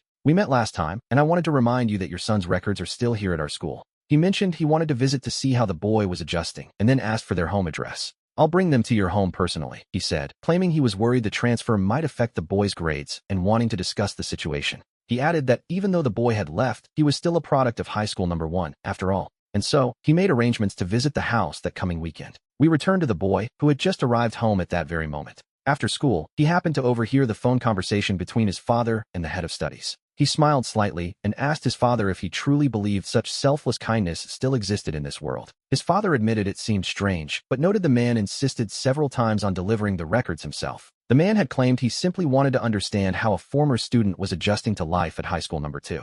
While they were eating, the boy quietly pulled out his mobile phone. He handed it to his father, and Li Jinza looked at his son's social feed in complete surprise. He saw a photo with the leader of the Education Bureau and wondered if this was the real reason the head of studies was calling. The boy simply nodded in response, and after finishing his meal, he retired to his room. It was, as it turned out, the perfect time to update the content of his novel. The next day, as soon as he returned to school, he was greeted by a massive piece of gossip. Word was spreading that someone had taken the Zonda University joint exam and been admitted early, skipping the entrance exams entirely. Upon hearing this, he merely murmured a few words to himself. He felt it was better to simply study hard and face the entrance exams like everyone else. At that moment, he had just returned to the classroom and taken his seat. That was when he heard Lu Zian announce excitedly that she had some wonderful news to share. She announced she was going to Zonda University, and naturally, a huge crowd of classmates immediately gathered around her. "Didn't you participate in the joint exam as well?" she asked him, her voice dripping with curiosity. Lu Zian spoke with an air of smug satisfaction, explaining that her father had just sent her the news a moment ago. For her, it seemed the actual university entrance exam was now nothing more than a mere formality. Around her, many of their classmates couldn't help but cry out in genuine surprise. They asked how she had managed to pass, but Lu Zian simply responded with a knowing smile. She claimed the secret couldn't be revealed, letting out a little giggle while gesturing toward the boy. Lu Zian then took her seat at the front, looking quite pleased with herself as the center of attention. "What's the matter, Brainiac?" she teased him. "Are you feeling a little jealous?" She suggested they might end up at the same school, though she hadn't yet decided which major to study. He leaned in close to Lu Zian's ear and whispered a single, chilling piece of advice: call the police. He told her that if she was lucky, there might still be enough time to fix this mess. Lu Zian stared at him, utterly stunned, and asked what kind of nonsense he was talking about. She couldn't believe he was suggesting she'd been scammed. It seemed impossible to her. She reminded him that they had gone right into a computer lab inside Zonda University to take the test. Since the school had organized the whole thing, she wondered how it could possibly be fake. He simply sighed and shook his head before looking up the official number for the Zonda admissions office. Lu Zian remained defiant, pointing to a number and claiming her father had already called it. The corners of his mouth curled into a slight, knowing smile as he looked at her. He pointed out that her father had likely called the recruiters who hand out flyers on the street. That, he noted, was completely useless and insisted she check the actual university website instead. But it was still quite early, and he noted that perhaps no one would even be there to answer the phone yet. He told her to call at 9 o'clock sharp, right at that very moment. Meanwhile, in the classroom of Class 2, we see Chinshiro holding the Zonda admission list and cheering with pure joy. Out of the 200 people who had taken the exam, only 21 were admitted, and she was among them. She was so thrilled, in fact, that she invited everyone over to her house for dinner and a celebratory party. However, watching this scene unfold, Sanfei found himself feeling a bit surprised by the news. He couldn't help but wonder how someone like Chinshiro could have possibly passed the Zonda joint exam. It all felt a little strange to him, and he slowly turned his head to process what was happening. He chuckled at the coincidence, noting that a classmate of his had also been admitted but was currently in tears. Upon seeing the message, Sanfei looked up from his thoughts to face the room. At that moment, the other students were already crowding around Chinshiro, showering her with various congratulations. Sanfei couldn't help but let out a soft, quiet chuckle at the absurdity of the situation. He spoke up, admitting that what he was about to say might not sound very pleasant to their ears. He asked them quite bluntly if there was a possibility that this whole thing was actually a fake. After he said this, a heavy silence fell over the room as everyone stood there, utterly stunned. Chinshiro frowned at him and demanded to know exactly what he meant by that. Sanfei simply shook his head and asked if it was possible that Zonda University didn't even have a joint entrance exam. Chinshiro scoffed, arguing that they had physically gone to the Zonda campus to take the test and had even paid a fee. She explained that there was an entire registration process they had to complete beforehand. Only after that registration was approved, she insisted, were they allowed to participate in the joint admission exam. She went on to explain that the joint admission exam is also incredibly strict. She asked him if he hadn't heard her mention just a moment ago that the admission rate is less than 1 in 10. Beside her, Chinshiro's best friend joined in, joking and laughing at the suggestion. She asked how it could possibly be fake, accusing him of simply being jealous of her success. She told Sanfei quite bluntly that he wouldn't pass the Zonda University exam in this lifetime. Now, Sanfei hadn't originally intended to be so harsh with his words, but after hearing Lu Xian's remarks, he felt it was finally time to be direct. So he told them plainly that he had just asked Lin Jifei about the situation. He hadn't wanted to be so blunt, but Lu Xian's attitude made it necessary. He told them that according to Lin Jifei, this entire Zonda joint exam was a complete sham. As soon as he said this, a wave of shock washed over everyone in the room. A second later, Lu Xian grit her teeth in frustration. She dismissed Lin Jifei's opinion, claiming he was definitely just jealous of their dear Shiro. She added that she had always felt he wasn't a particularly good person anyway. In her eyes, he was the one who had caused trouble and now, after being punished, wanted to drag Shiro down with him. At that point, a classmate suddenly suggested that they should simply call the Zonda admissions office right then and there. After all, if she really had been admitted, they should be able to verify it easily enough. Chinshiro immediately pulled up a photo on her phone to find the information. There, in the bottom right corner, was the official phone number for the Zonda admissions office. She placed the call, asking if she had reached the Zonda admissions department. And in that moment, every student in the class leaned in, listening intently with their ears wide open. The voice on the other end confirmed that this was indeed the Zonda admissions office. "How can I help you?" the voice asked, and Lu Zian didn't waste a single second. She asked if the school was organizing a joint admission exam, a sort of early entrance test. One where, as she understood it, the Gaokao wouldn't even be necessary for admission. The person on the phone hesitated before answering that yes, such a thing existed, those spots were limited, and the exam should be over by now. As soon as those words were spoken, a wave of excitement swept through the entire group. Lu Zian and Shinshiro didn't miss the chance to mock Sanfei, telling him that he and Lin Yifei were simply consumed by jealousy. They accused him of claiming others' successes were fake just because he couldn't pass the exam himself. At that moment, even Sanfei found himself completely stunned. He couldn't understand it. Lin Yifei had been so certain it was a fraud, yet here was a confirmation over the phone. And so, we see Sanfei begin to frown, sensing that something was still very wrong. Convinced there was a catch somewhere, he immediately looked up the official Zonda admissions number on the internet himself. Then, taking advantage of a break in class, he decided to make his own call. The answer he received this time was quite different. Zonda University had organized no such joint exam. Furthermore, they clarified that there was no such thing as early admission at their institution. It turned out that the exam fees the others had paid were part of a blatant scam. The official urged him to call the police immediately, noting that school leadership had already launched an investigation. Sanfei suddenly smiled, realizing that the call the girls had just made was undoubtedly a setup. We returned to the classroom, where Professor Song Wenba happened to be at the podium explaining the day's exercises. "Professor," Sanfei began, "there is something I'm not sure if I should mention." "I just called to ask," Sanfei explained calmly. "Zonda said they never organized any joint admission exam." "It's a scam," he added, causing Professor Song Wenba to frown in immediate concern. "What scam? And what is this about a Zonda joint admission exam?" the professor asked, clearly out of the loop. He looked around the room, demanding to know who had told them that Zonda even held such an exam. Sanfei replied jokingly that it wasn't his idea, but that someone in their school was spreading the word. The rest of the class chimed in, confirming the rumor that students were being admitted to Zonda ahead of schedule. Lu Zian, left speechless for a moment, quickly refuted him. "Professor, Sanfei is simply jealous of Chunshiro." She insisted that they had already called to verify it, yet Sanfei was still stubbornly pushing his claims.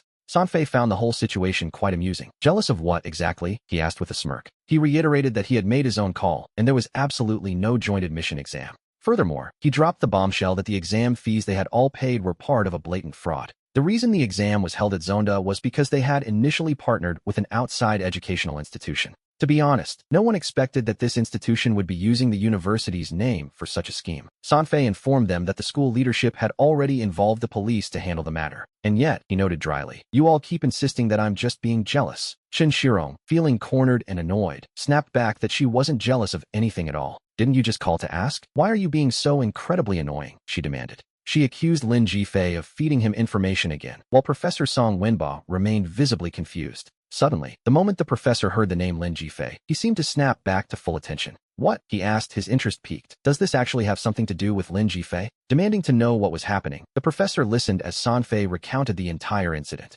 Professor Song Wenba frowned deeply, processing the information before finally speaking up. He admitted there was indeed a problem, as he knew for a fact Zonda had no such joint admission exam. If such an opportunity actually existed, he assured them he would have been the first to share the news. Feeling deeply wronged, Shinshiro insisted they had just called the Zonda admissions office themselves. She was absolutely convinced it was real, claiming the person on the phone had confirmed everything. Lu Zian, equally angry, snapped that Sanfei would believe anything Lin Jifei told him, no matter how absurd. Sanfei simply brushed her off with disdain, telling her it was none of her business. He noted that he was trying to give them a kind warning, yet they chose to scold him instead. And so, having had enough, he turned around, kicked the door open, and walked right out.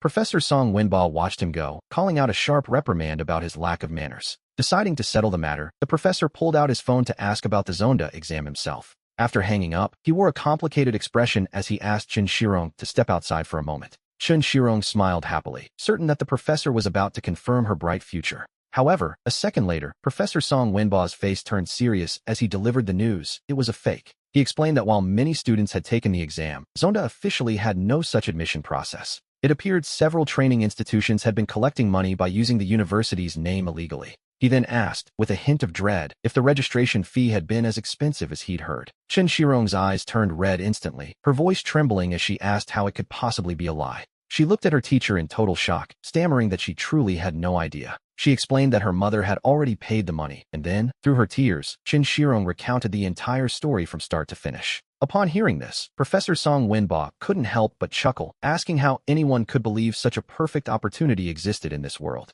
Meanwhile, we returned to the second high school, where the atmosphere was shifting rapidly. At that very moment, officers from the local police station had already arrived on the school grounds. Lu Ziang confessed to everything he had done, while the teacher, Liang Yuding, called in the victims from the other classes. She arranged for the parents to go to the police station together to defend their rights and seek justice. In the end, Lu Ziang returned to the classroom with his head hanging low, not even daring to look his classmates in the eye. Just a moment ago, he had been boasting loudly, but it had all turned out to be a complete sham. Nearby, a group of girls had gathered together, whispering and sharing the latest gossip. Then, in a low voice, one mentioned that they had heard the first high school also discovered the whole thing was a fraud. At first, no one wanted to believe it, and a heated argument broke out right there in the middle of class. In that moment, he pulled out his phone and saw Sanfei's message, and to be honest, it was a massive relief. He felt much better seeing Chen Shirong return from the office in tears. She had finally realized the truth. We learned that even the school leaders would be attending the upcoming session to observe. The open class was scheduled to be recorded and filmed as it happened, adding to the pressure. He told her not to be nervous and to simply follow his lead when the time finally came.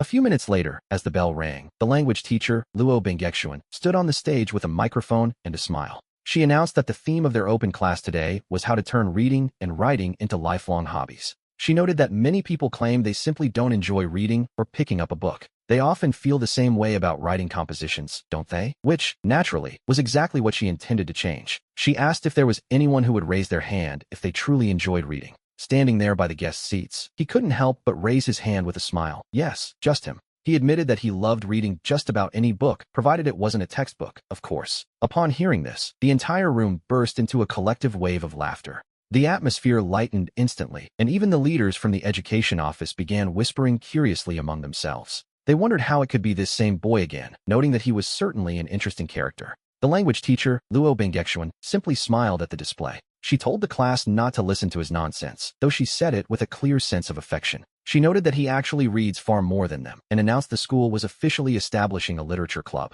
After that, she began to introduce the details of this new literature club to the students. By joining the club, everyone would have a space to share the books they actually enjoyed reading. Whether it was novels, literary magazines, or other extracurricular readings, everything was on the table. It was a place to find like-minded friends, relax, and naturally improve their own reading and writing skills. Then, she asked how many of them were familiar with the novel currently trending on the school forum. The book was called Xiaozhou's School Retreat, and she invited those who knew it to raise their hands. Hearing this, the students from the lower grades began raising their hands one after another in excitement. Our teacher, Luo Bengexuan, watched them with a knowing smile. She pointed out that this proved they still loved to read, didn't it? They simply weren't reading their textbooks, and with that, she let out another soft, amused smile. Then came the big question. Did any of them actually know who had written Xiaozhou's School Retreat? The room immediately dissolved into wave after wave of excited discussion. Taking full advantage of the momentum, she smiled and invited their special guest from the literature club to the front. It was time for the author of Xiaozhou's School Retreat, Lin Fei from Class 4, to take the stage.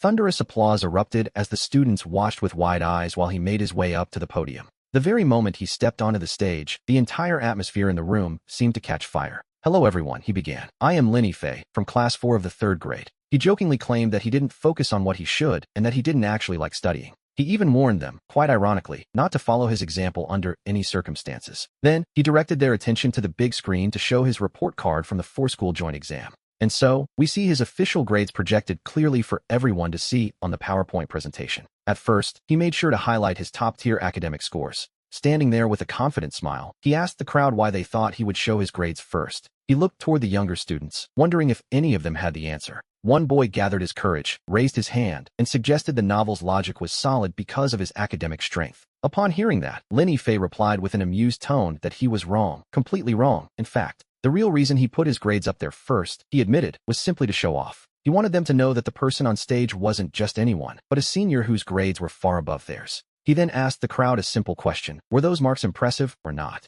The students below were instantly fired up by his boldness, shouting their approval. As they cheered, "Incredible," the language teacher, Luo Bengexuan, began to feel a bit anxious about his antics. He immediately took the microphone and smiled, reminding everyone that they should really try to use civilized language. "Especially you, Lin Fei," he added with a grin. "What exactly are you saying?" The language teachers were clearly on edge with the leaders watching, while the students below simply burst into laughter. He explained that since he was invited to this literature club to share his creation and his mental journey, he had to deliver. He felt he definitely had to give everyone something substantial to take home with them. And so, we see him offer a slogan, suggesting that everyone might want to write this one down. In reality, it consisted of only 3 simple phrases. Do simple things repeatedly. Insist on doing those repeated things. And finally, do the things you insist upon with a sense of joy. But what does it actually mean to do simple things repeatedly? Why would he mention doing simple things instead of facing so-called great difficulties? He asked if anyone knew the answer, and at that moment, 2 more girls raised their hands. However, he quickly changed his tone and smiled, telling them not to bother raising their hands. He wasn't going to let them answer yet. First, he still had a bit more bragging to do. This sparked another round of laughter and joy, as the students were clearly having a wonderful time. Then, he narrowed his eyes and gave them a knowing smile. Because, as the saying goes, every person has their own unique strengths. He believed that God gave everyone useful talents, and that everyone has something they are naturally good at. Some people are gifted in sports, while others find their strength in drawing. Some are talented in music, and others are simply very good at lying. And so, here we come to the real question. In the field where you truly excel, don't the tasks you have to perform seem incredibly simple? For instance, imagine trying to earn a score of 140 in language class. Is that difficult? The younger students below shouted back a resounding yes. It was difficult indeed. He couldn't help but chuckle to himself, thinking that something so simple for him felt like an impossible mountain for them. What do we call this? This is talent, he told them, and the students were clearly enjoying the show. Even the leader from the education office couldn't help but let out a laugh at that. The official shook his head slightly and leaned over to whisper to his colleague. He noted that this boy certainly knew how to speak and was remarkably self-assured as he continued his speech. Doing simple things repeatedly doesn't refer to just any task, but to those that present a real barrier for everyone else. Things that others find difficult, but which, for you, are actually quite effortless. These are the specific things you must commit to doing over and over again. He warned them never to think it's pointless, boring, or that it simply doesn't matter. Don't assume there is no challenge, because the moment you abandon these so-called simple tasks to chase after difficult things, you are essentially throwing away the natural talent you were given. As he spoke of losing one's true gift, we see the eyes of the audience below begin to light up with understanding. It was certainly an interesting perspective, and as he finished his speech, the students' applause erupted like a clap of thunder. Even the language teacher, Luo Benxian, couldn't help but nod her head in genuine approval. He was proving himself worthy of the title of literary genius with his perfect composition scores. Even the education leader in the back row and the school principal joined in, applauding with visible joy. To be honest, it was very well said, far more engaging than anything they had heard from the teachers at previous schools.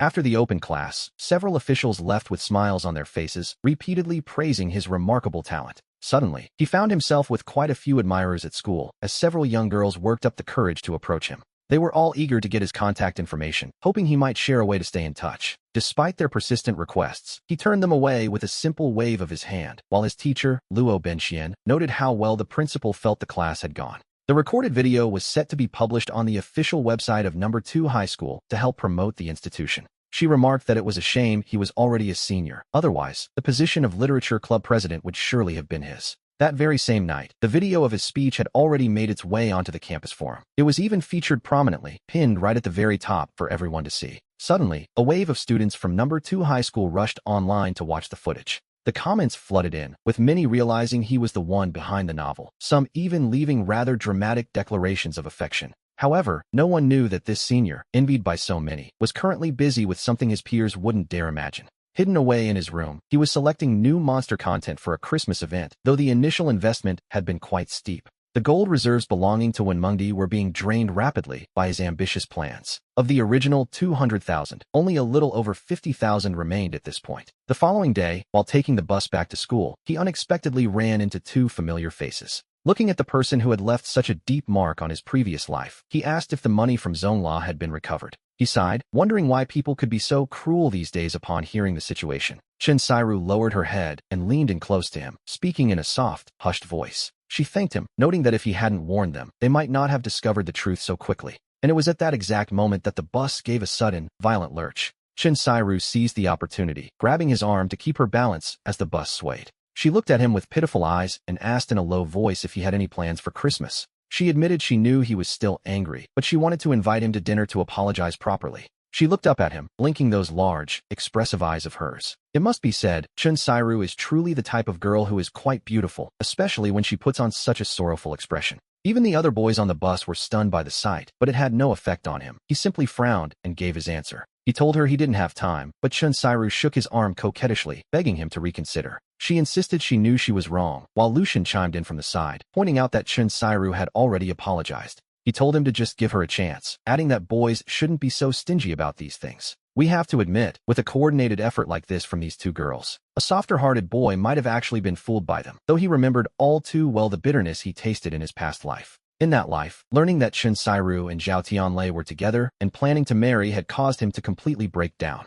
Now, seeing this so-called first love drama play out again, he felt absolutely nothing at all. Aside from her decent looks, the vibe she gave off was, to be honest, even worse than that of Shin Xingduan. And so, he resolutely refused her and stepped off the bus, because Christmas was fast approaching. He wrote a quick note and handed it over to the substitute, Wenmengyi, and then waited. Wenmengyi looked at the note, which contained only a single word, and was left instantly speechless by it. Suddenly, Chun Jansen let out an excited cheer, shouting incredible and startling all the classmates chatting nearby. Chun Jansen then rushed over to him and pulled out his phone, logging into the online store's backend with eyes full of uncontainable excitement. He told him to look, as the specific product they had promoted for Christmas was absolutely exploding in sales. We see that the store's backend is flooded with private messages from people asking exactly when their orders will arrive. He calmly noted that this was only the beginning and instructed his friend to give everyone a uniform response. Standard delivery would take about 3 to 4 days to reach its destination. However, some might arrive as early as the next day. Meanwhile, their tutor, Lien Yuding, turned around when she heard a knock at the door.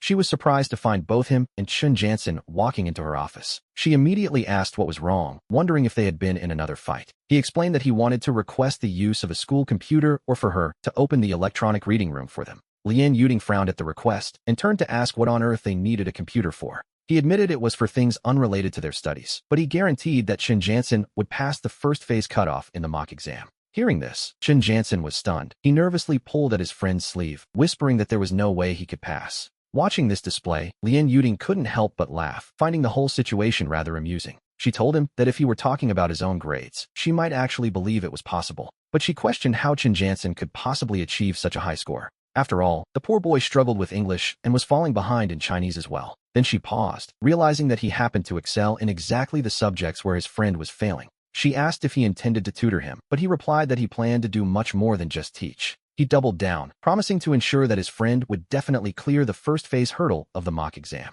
Lien Yuding rolled her eyes at this little rascal as she saw him and continued to tease him. She pointed out that it wasn't up to him, asking what would happen if his friend failed to make the cut. And besides, she still wanted to know why they needed that computer. Chun Jansen simply grit his teeth and told her to forget it. Chun Jansen wondered if he should just ask for a half-day off, perhaps by claiming he had some urgent family matters to attend to. At this point, we see that their tutor, Lien Yuding, is left completely stunned by their behavior. She demanded to know what was wrong with them, asking why they couldn't just explain themselves clearly for once. She questioned why they were so fixated on the computer, warning that if they didn't pass their exams, they'd be asking for trouble, not permission. She even asked if they intended to skip class altogether if she refused to grant them the leave they wanted. It was then that Chun Jansen spoke up with surprising firmness. He admitted that yes, if the request wasn't approved, he felt his only option would be to skip class. Lien Yuding stood up, fueled by a flash of anger, and led them both out into the hallway to give them a proper scolding. Lin Jifei stepped in first to try and explain exactly what was going on with their plan. She made it clear, if they didn't explain themselves properly, they wouldn't be going back to class until she had the full story.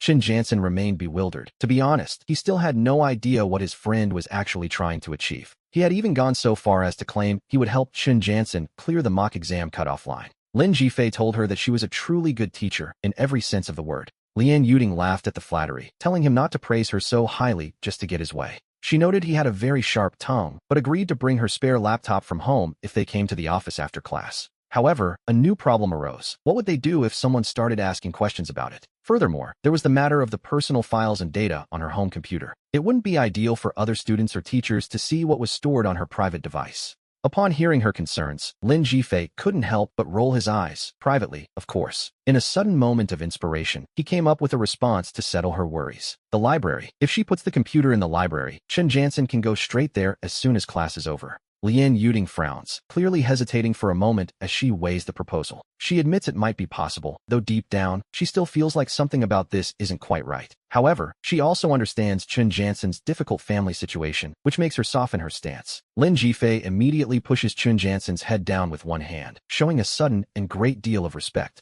He thanks the teacher profusely, and seeing this display, Lien Yuding realizes she truly has no other choice. She lets out a long sigh and agrees to let the matter rest there for now. By Thursday, we see that the merchant's backend shows a turnover exceeding 300,000, leaving Chen Jansen absolutely thrilled.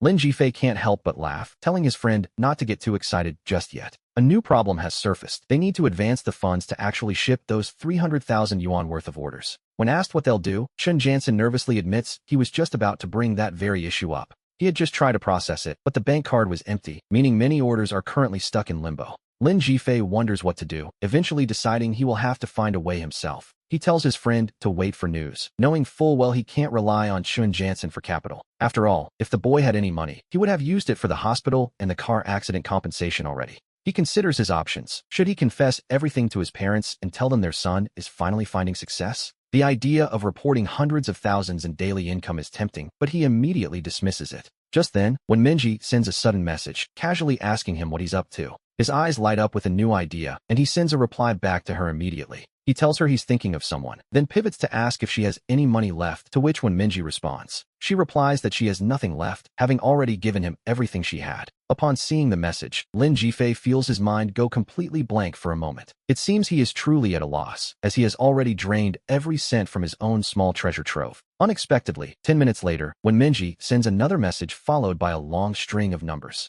The moment he reads it, he can't help but let out a startled exclamation. It turns out she has actually taken her father's bank card, a bold move, to say the least. She assures him there should be money on it, while he feels a strange, buzzing sensation in his head. In this moment, he finally understands why one was so easily targeted by that scoundrel in her past life. To be honest, it seems almost too reckless. He wonders how a girl could be so incredibly naive. She is even willing to steal from her own family, so he quickly sends a reply. He asks what will happen if they are caught, wondering if her parents will call the police to arrest him. She insists they won't, explaining that her father has so many cards he likely won't notice.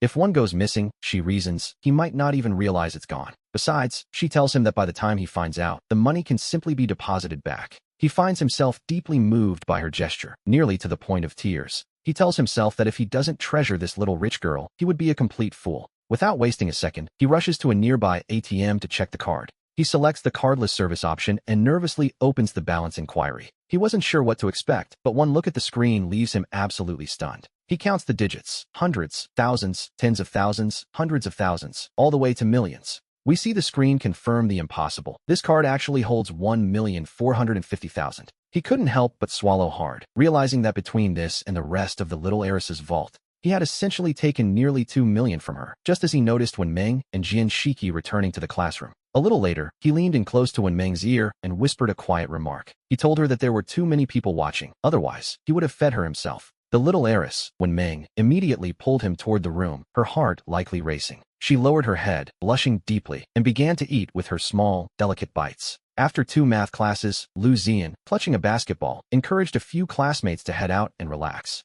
Zhen Jianshan responded quite harshly, telling them to go on without him because he was heading to the library. After saying that, he gathered his books and exercises, preparing himself for a long study session. At first, everyone simply laughed, assuming it was all for show. But as it turned out, Zhen Jianshan wasn't pretending. He actually went to the library. This came as a shock to everyone, especially since he spent nearly every spare moment between classes studying there. Such a massive change in behavior left his classmates questioning everything they knew about him. A few minutes later, their tutor, Lian Yuding, suddenly walked in with a bright smile on her face. She announced that she had some news to share with the class before the lesson began. She reminded them of the study group idea they had discussed just a few days prior. She noted that while Lin Yifei had proposed the method, it did come with certain limitations. Following his previous suggestion, she proceeded to assign the students into their respective groups. However, at that exact moment, he suddenly raised his hand to interrupt. "Professor," he began, suggesting that each student should only join a maximum of 2 study group subjects to keep everyone's focus clear. At the same time, he noted this would also lighten the heavy burden placed on their young student teachers.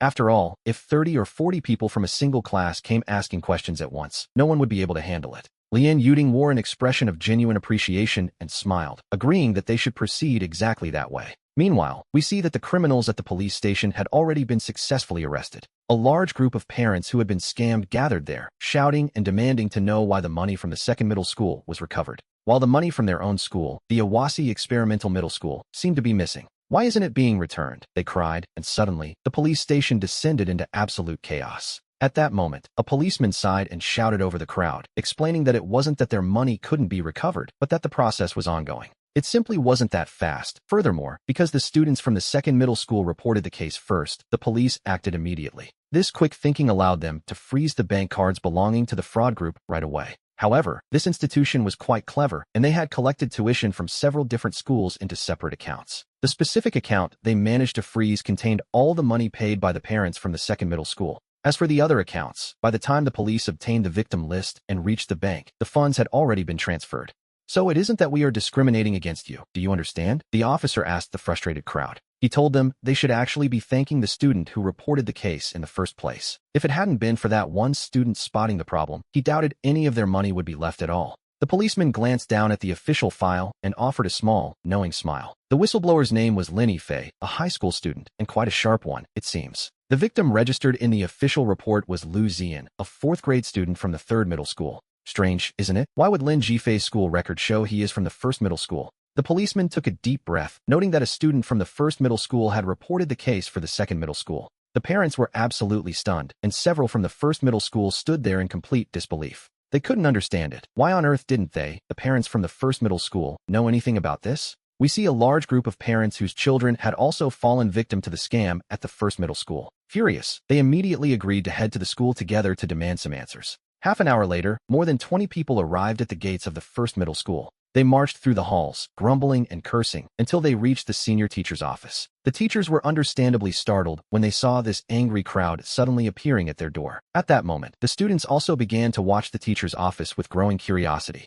Seeing the commotion, the physics teacher hurried over to try and calm everyone down. Please, speak slowly, she urged them. Who are you looking for? Which class are they in? When asked what had happened, several parents stepped forward, full of righteous indignation, to demand an explanation. They asked if the teachers knew which class Lin Yifei was in, noting he clearly knew the Zonga exam was a fraud. Yet he reported the case for the second middle school students and didn't say a word to anyone at the first middle school. Now the police are saying that only the money stolen from the second middle school can be recovered. Isn't this clearly a scam? They cried, insisting that Lin Yifei was definitely a student at this very school. They demanded to know who Lin Yifei's teacher was, insisting that they come forward immediately. After hearing this, the teacher, Insu, immediately reached for her mobile phone. She called Song Wenba, and before long, the teacher arrived back at the office to face the crowd. He, too, was left utterly stunned when he saw this massive group of people waiting for him. Who is looking for me? He asked, just as the parents immediately rushed forward and surrounded Song Wenba. You are Lin Yifei's homeroom teacher, aren't you? They demanded to know.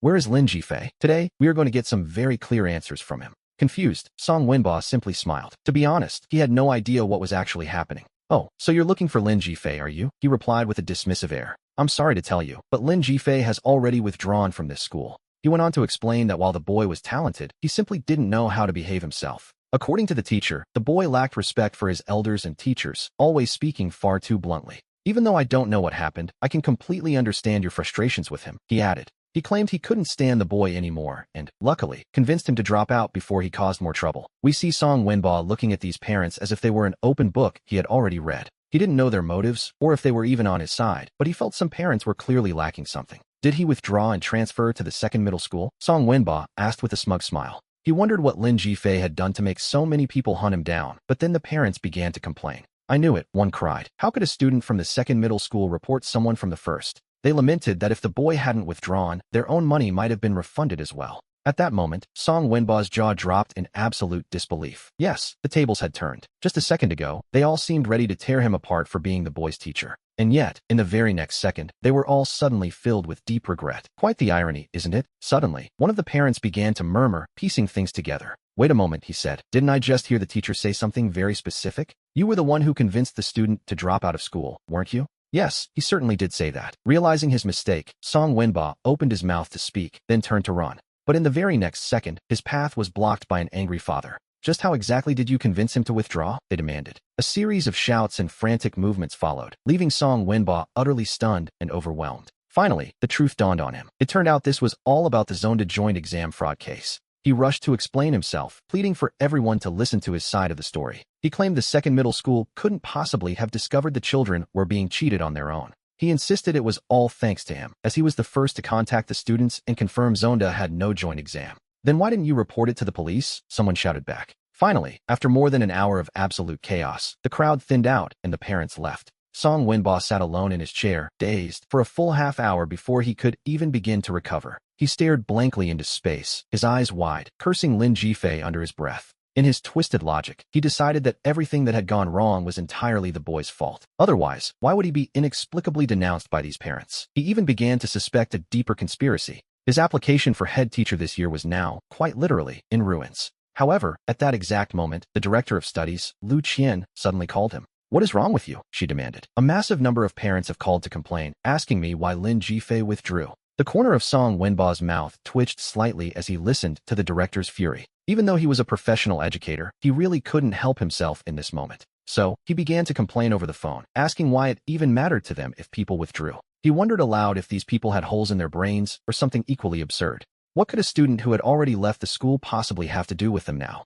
In his mind, they were simply fools who let themselves be tricked and then looked for someone else to blame. We returned to the library, where Lin Jifei arrived to find Zheng Jianxing typing away furiously on the keyboard. Zheng Jianxing looked up and smiled, feeling confident that he could sell over 100,000 units again today. He felt that if they could keep up this momentum, they could truly achieve their goals. They would need to rent a warehouse for shipping, otherwise, direct shipping would lead to a massive loss. We can see that Zheng Jianxing is genuinely excited about how far they've come. Lin Jifei smiled and asked him if he had made any plans with anyone for Christmas Eve. If not, the two of them could find a place to eat today just to celebrate their success. To be honest, they hadn't even graduated from high school yet. While everyone else was working hard for the university entrance exams, they had already started a business. They were even about to open a company, and Zheng Jianxing couldn't help but look at his friend and smile. He admitted quite sincerely that he rarely admired anyone as much as he admired him. But he truly thought Lin Jifei was great. Later, on Saturday, the third brother and his closest companions arrived. While they were chatting, his mother suddenly smiled and mentioned that their director of studies was about to arrive.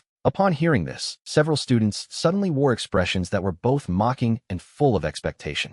Not long after, the director of studies, Lu Qian, arrived at the front door of the house. He was suddenly taken aback, finding himself face-to-face with a chorus of greetings. Su Sikuan asked with a touch of cheekiness why the director was even there. After all, Lin Yifei had already withdrawn, yet here was the director, still making house calls. Lu Qian offered an awkward smile, noting that they were all from the first high school. Our protagonist's mother and Yakin greeted him with polite smiles of their own. She confirmed that yes, they were all Fei-Fei's classmates from the first high school. Since it was a holiday, they had simply arranged to come over and spend some time together. She told the boys not to interfere with the director's business, and Lu Qian quickly forced a smile. He insisted it was no trouble at all, claiming he had only stopped by for a brief moment. Originally, he had intended to ask what had been discussed with the leaders of the study office, but seeing so many students gathered there, he suddenly felt quite out of place. A wave of regret washed over him as Lin Yifei joked about how long it had been since they last met. He even asked after Lu Tianlei, suggesting the director should bring him along to play next time. The corner of Lu Qian's mouth twitched slightly at the mention of his son. Still, he maintained his smile and explained that the boy was busy preparing for the university entrance exams. Apparently, the stinky brat hadn't performed well in the recent joint exams between the four schools.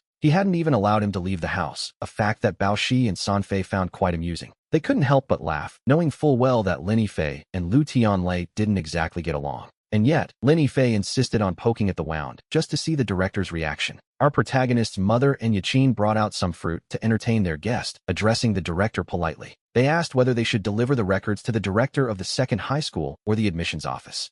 Lu Qian then pulled out the boys' personal files, ready to hand them over. He explained that either way would work, as long as they were given to the teacher at the second high school. He then admitted the real reason he had come by today was to discuss the new concept writing competition. Lu Qian handed the materials over so the boy could review the details for himself. We learn that the competition is divided into two distinct stages. First, there is a preliminary round, followed by an on-site writing competition for the finalists. The theme for the preliminary round was the water glass and the person, a bit abstract, perhaps. The requirement was to write a composition of over 2,000 words. With only 10 days left until the submission deadline, time was certainly of the essence. The director asked him to send the draft over once finished, so he could verify everything before submission. For a while, our protagonist sat there, investigating the best starting point for such a theme. A few minutes later, when Meng sent another message to check in. Seeing the message, he suddenly realized she was urging him to update his novel about leaving school. He remembered he hadn't posted an update in many days, having been preoccupied with his surgery expenses. He couldn't help but smile. Since his readers were already demanding more, he had no reason to keep them waiting.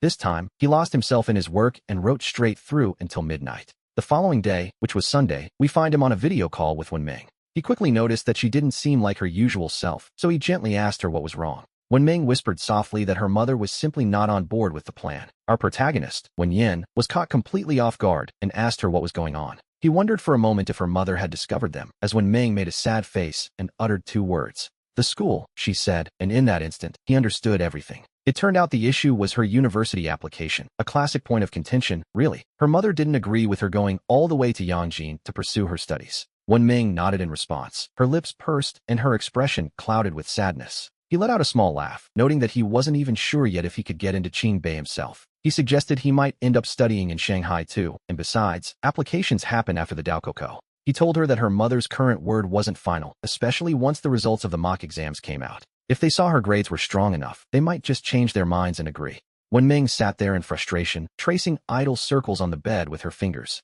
Finally, she admitted that her parents had even offered to buy her a house in Shanghai. He reflected that, if he remembered correctly, property prices in Shanghai and Shenzhen were about to skyrocket. His eyes sparkled as he realized, perhaps for the first time, the true scale of the gap between the rich and the poor. And so, we move forward to the first day of school following the holiday break. His tutor, Liang Yuding, called him over and asked him to follow her to the political affairs office. When they arrived, they found Director Min Fengli already waiting inside the office. She looked up, saw him walk through the door, and offered him a warm smile. She informed him that his academic records should be successfully transferred to the second high school within 2 weeks. By then, you will officially be a student of our second high school. Our school has a tradition of holding a 100-day oath assembly before the Daokoko begins. She explained that she had spoken with several of the senior year teachers, and they all agreed that he was the perfect choice to lead this final 100-day oath ceremony. Wenyan was caught off guard, wondering why they would choose him of all people. Director Min Fengli simply smiled and asked if he would be willing to take on the role. This year is vital, as the administration is considering them for the status of a provincial model high school.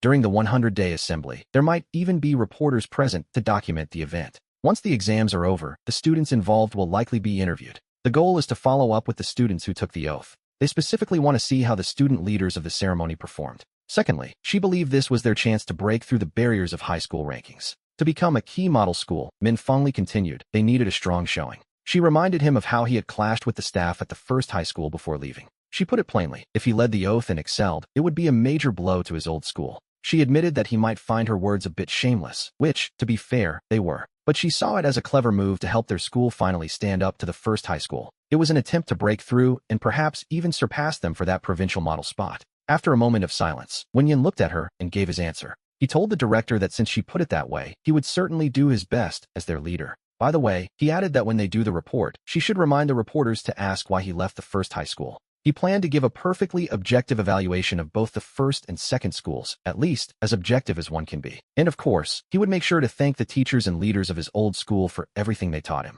Min Fengli found herself quite amused by his sense of humor, which was a good sign for their partnership. We see him return to the classroom a bit later, where he mentions the upcoming 100-day oath assembly to his peers. Immediately, the classmates surrounding him break into a loud and excited commotion. They were stunned. Being the oath representative was a massive honor in their eyes. To them, it was clear proof that the teachers placed an immense amount of trust in him. In the past, only the absolute top students from the entire grade were chosen to lead the oath. They reminded him that he now had a very heavy responsibility resting on his shoulders. Wenyan just laughed and joked along, telling them that he felt the exact same way about the situation. He claimed it wasn't a big deal, as taking the top spot in the grade was already well within his reach. However, he didn't expect those bold words to travel so quickly, spreading to the next classroom and beyond. By that very afternoon, even the physics teacher's opening remark in class was a playful jab at the rumor. The teacher told everyone to take out their previous exams, settling the class down for the lesson. He mentioned hearing that someone in their class was planning to take the #1 rank in the entire grade. The teacher even teased that this mysterious student felt the goal was practically within his grasp.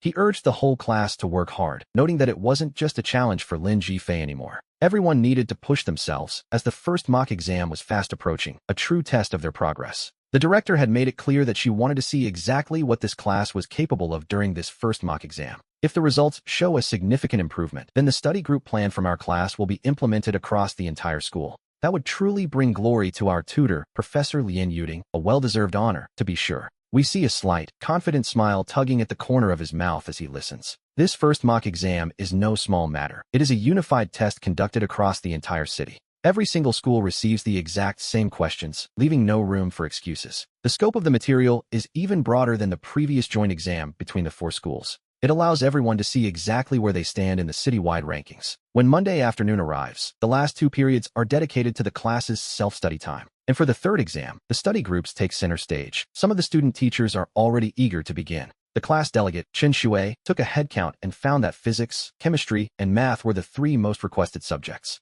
As the student teacher for all three, he just laughed and clapped his hands, calling everyone to gather round. He reminded them that everyone's time is precious, so he intended to get straight to the point. With just over 100 days left until the Gaokao, the pressure was certainly starting to mount. He knew they couldn't fix every knowledge gap, but he insisted there were certain topics they simply had to master 100%. He explained the vital topics as time flew by, and soon it was Wednesday. The PE teacher gave his usual orders for the laps. The girls were to run 800 meters and the boys 1500, though two girls immediately claimed they weren't feeling well. Then Lucy raised her hand with a blush, trying the same excuse, only for the teacher to jokingly tell them to get moving. In the past, Zen Jansen always ran right at the front, but today was strange. He was actually trailing at the very back. This left the girls watching from the sidelines stunned, noticing that he and Lin Ji-fei had become practically inseparable lately. While running, Zen Jansen gave him an update on the online store, and he shared his vision for starting a proper company. At that moment, Lucia ran over, full of curiosity, asking what those two were plotting, and since when they had become such close friends. Zen Jansen simply rolled his eyes, telling him it was none of his business. Lucia wasn't convinced at all, feeling a bit betrayed. He complained that Zen Jansen ignored his invitations to smoke and instead ran to the library every single day. He wondered what could possibly be in that library, but Zen Jansen told him quite seriously that there are houses of gold to be found in books, and that he really didn't understand. He added that Lucy should also study hard or he'd end up useless, leaving the poor boy completely stunned. If anyone else had said that, he would have ignored it. But this was Zen Jansen, the king of skipping class, smoking, fighting, and cheating, and now, here he was, telling others to study hard. Lucia asked Lin Ji-fei in shock what kind of drug he had given him, even jokingly wondering if they were more than friends. Lin Ji-fei just laughed and told him not to talk nonsense. He then added that while they were running, no one should dare laugh at the girls. Hearing this, Lucia was left speechless, though he still thought their running styles were ridiculous. Lucia even started to imitate them, which earned him a swift kick. He nearly tumbled to the ground and looked back with wide eyes, demanding to know what that was for. Seeing that the two were about to clash, the girls began to whisper that Lin Ji-fei was going to fight Lucia. Naturally, the PE teacher caught them and punished him with 10 extra laps. A large group of girls began discussing the incident, noting that the reason for the fight was particularly strange. It seemed to be because Lucia was making fun of them. Only when Mengji, Hyanseki, and a few others who had been teased knew the truth. They realized that having good grades apparently meant people had to listen to you. Lucia kept running and cursing, still annoyed by the embarrassment of the last joint exam. He was tired of the comments and certainly didn't appreciate being kicked. By the sixth lap, Lin Ji-fei was exhausted and soaked in sweat. It was then that the young Wen Mengji ran up to him. She handed him a bottle of water and quietly whispered an apology while panting. He just laughed, telling her it was no big deal and certainly wasn't her fault. Hyanseki noted with a hint of envy that everyone was saying he stood up for them. He simply confirmed with a casual sound that he had indeed kicked the boy for his behavior. He felt that while laughing at others might be one thing, laughing at a classmate was simply not allowed, and so, they spent their gym class in this somewhat chaotic fashion. Before he could even leave school, the tutor called him to the office. Professor Lian Yuding looked at him with genuine curiosity, wondering why a top student was suddenly fighting. It was the second time in a month that trouble had found him, and this time it had even escalated to physical blows during gym class. Lucia, standing there with a long face, insisted to the professor that he had been kicked first and hadn't done anything to provoke it. To him, the whole situation was inexplicable and truly frustrating, as if the world had suddenly gone a bit mad. He spoke in a low voice, without even raising it, simply telling the professor that he was the one who had started the fight. He admitted it was his mistake, and upon hearing this, even Lu Zian was left completely dumbfounded. The boy had originally assumed that his opponent would try to refute the claims and defend himself. But who could have guessed that he would admit to everything so immediately? To be honest, it wasn't what anyone expected. The tutor, Liang Yuding, found herself caught between frustration and amusement at the sheer honesty of the situation. She asked him then if he could explain why he had started hitting his classmate in the first place. She noted that he didn't seem like the type of person who would resort to violence without a very good reason. In a calm tone, he explained that he had told the other boy not to laugh at the girls while they were running. He added that the boy simply wouldn't listen and kept mocking the way the girls moved during their exercise. And so, he kicked him. Hearing this, Professor Liang Yuding immediately understood exactly what had transpired. She told him coldly that, regardless of the provocation, he still wasn't allowed to go around hitting people. Upon hearing that bit of support, Lu Zian couldn't help but respond with a bit of his usual toughness. He agreed emphatically, which only caused Professor Liang Yuding to roll her eyes at him in annoyance. She criticized him sharply, telling him to stay right there and that his parents would have to come pick him up. We have to wonder, isn't that exactly the kind of childish behavior you'd expect from a little kid? However, what Lu Zian admired most was the discovery that he was actually selling monster-themed underwear. This was a business project that, for some reason, seemed to excite her quite a lot. She was so caught up in the absurdity of it that she couldn't even stop herself from cursing over the phone. He truly was a talent, and in that moment, through the eyes of Lu Zian, everything changed. He was no longer just a simple top student. He had become, in her mind, an incredible boss. Finally, she leaned in directly toward his ear and spoke in a very low voice. She told him that she could also go to the library every day after class to help with the search. Watching this unfold, their classmates began to seriously question their own reality. It wasn't just that Lu Zian had apologized to him earlier that morning. It was that every time Lin Shin thought about it after class, Shin Yinsong would head to the library. And Lu Zian, surprisingly enough, would also grab a book and claim she was heading to the library too. The other boys watched them with wide eyes, feeling as though they were trapped in a strange dream. He wondered why everyone he had a conflict with suddenly changed, as if they had taken the wrong medicine.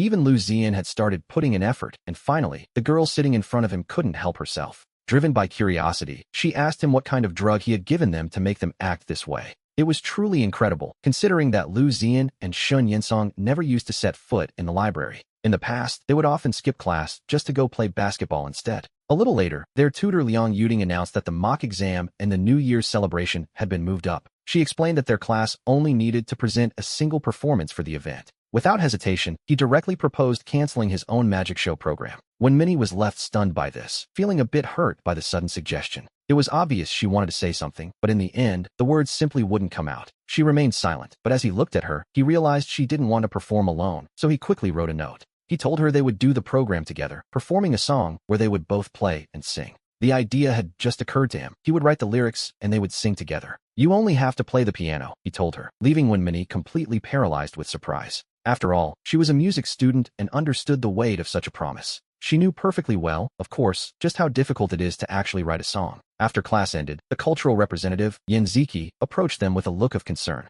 She explained that if Lin Yifei's program was cancelled, Minnie would have to go up alone. You need to tell me the name of the piece you'll play before the end of the week so I can register it. When Minnie, feeling the pressure, timidly replied that she didn't know yet. Then, she turned her head and looked at him, seeking some sort of guidance. He slowly turned back and told Yin Ziki to register the act as a joint performance and song. He announced that he and Minnie would take the stage together to sing a song called QFNGL. It was to be an original song, a revelation that left Yin Ziki completely stunned.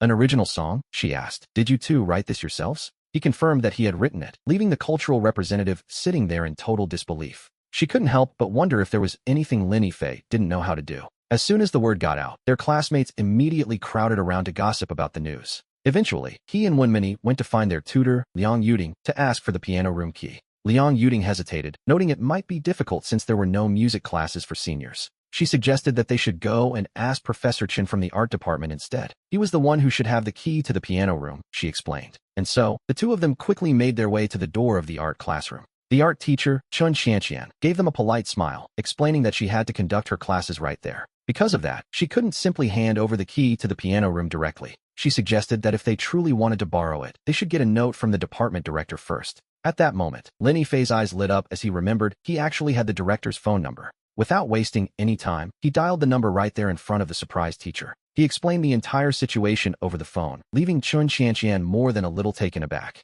She certainly hadn't expected this particular student to have a direct line to the director. A short while later, with the director's approval, he finally secured the key to the piano room. He then handed the lyrics to Minnie, who pulled out her small notebook to get to work. She drew a red line on the blank page, listening intently as he hummed the melody to determine the song's tone. In about an hour, she had successfully transcribed the entire melody onto the paper. Over the following days, we see them heading to the piano room almost every single day to rehearse. Eventually, through hard work, they achieved the exact performance quality they had been aiming for. Later, the language teacher, Luo Bengexuan, called out from the podium for Lin Yifei to come over for a moment. She told him that the essay he had submitted was actually quite impressive. She had already turned it in, warning him to be prepared if he made it to the live competition phase. Meanwhile, we find a tall physical education student standing out on the campus of high school number 1. Shiro approached him timidly. Ever since seeing Lin Yifei's speech at the literary club, she had fallen for him. She had even gone so far as to read his forum novel several times over. The more she read, the more hooked she became, completely forgetting about her former suitor, Lu Tianlei. Lu Tianlei said in a low voice that he wanted to sing a song for her at the cultural performance, knowing how much she loved it. When she asked which song, he kept it a secret, telling her she would find out when the moment finally arrived. After chatting for a while, Shiro returned to the classroom, likely with quite a bit on her mind. Naturally, her seatmate couldn't help but indulge in a little gossip the moment she sat down. She explained that he wanted to prepare a song for her specifically for the upcoming cultural performance. As soon as those words were spoken, the entire class erupted into a flurry of excitement and whispers. Even Sanfei couldn't resist the urge to send a quick message to Lin Fei about the news. He warned him that the son of the department director, the one who had hit him, was looking for Chinshiro. Apparently, he had also prepared a song to perform for her during the New Year's gala. But Lin Fei simply wondered what that had to do with him. In his past life, he certainly would have complained. After all, he had already received a formal sanction once before because of Lu Tianlei's actions. They were essentially mortal enemies, and to make matters worse, Chinshiro had even defended the other boy back then. At that moment, he remembered that Lu Tianlei did, in fact, sing a song during the cultural performance. However, at the time, he had no idea that the song was intended specifically for Chinshiro. It seems the two of them already had a rather complicated relationship long before graduation. It wasn't surprising, then, that they ended up at different schools after university. Despite that, the rumors always insisted that the two of them were actually dating. The most interesting part is that Chinshiro always told him she felt absolutely nothing for Lu Tianlei. She claimed she was only afraid of being punished, and that's why she hadn't told the truth, or so she said. Looking back, he really hadn't expected himself to be quite so gullible in those days. It's no wonder that during several alumni reunions after graduation, he became the primary target of his former classmates' mockery and gossip.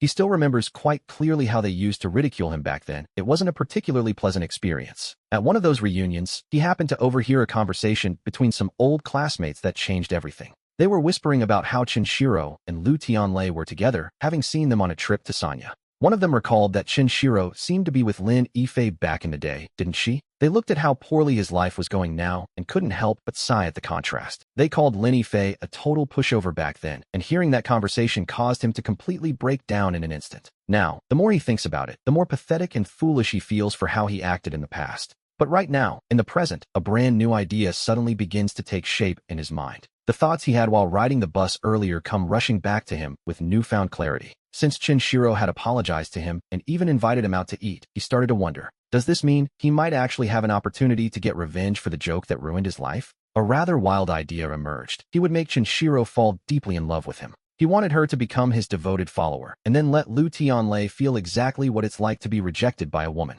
The following day, as we arrive at the school gates, the atmosphere has shifted entirely. We see that a large stage has already been set up in the middle of the playground for the event. After returning to class, he moved his desk and Wenmeng's desk down to the ground floor together.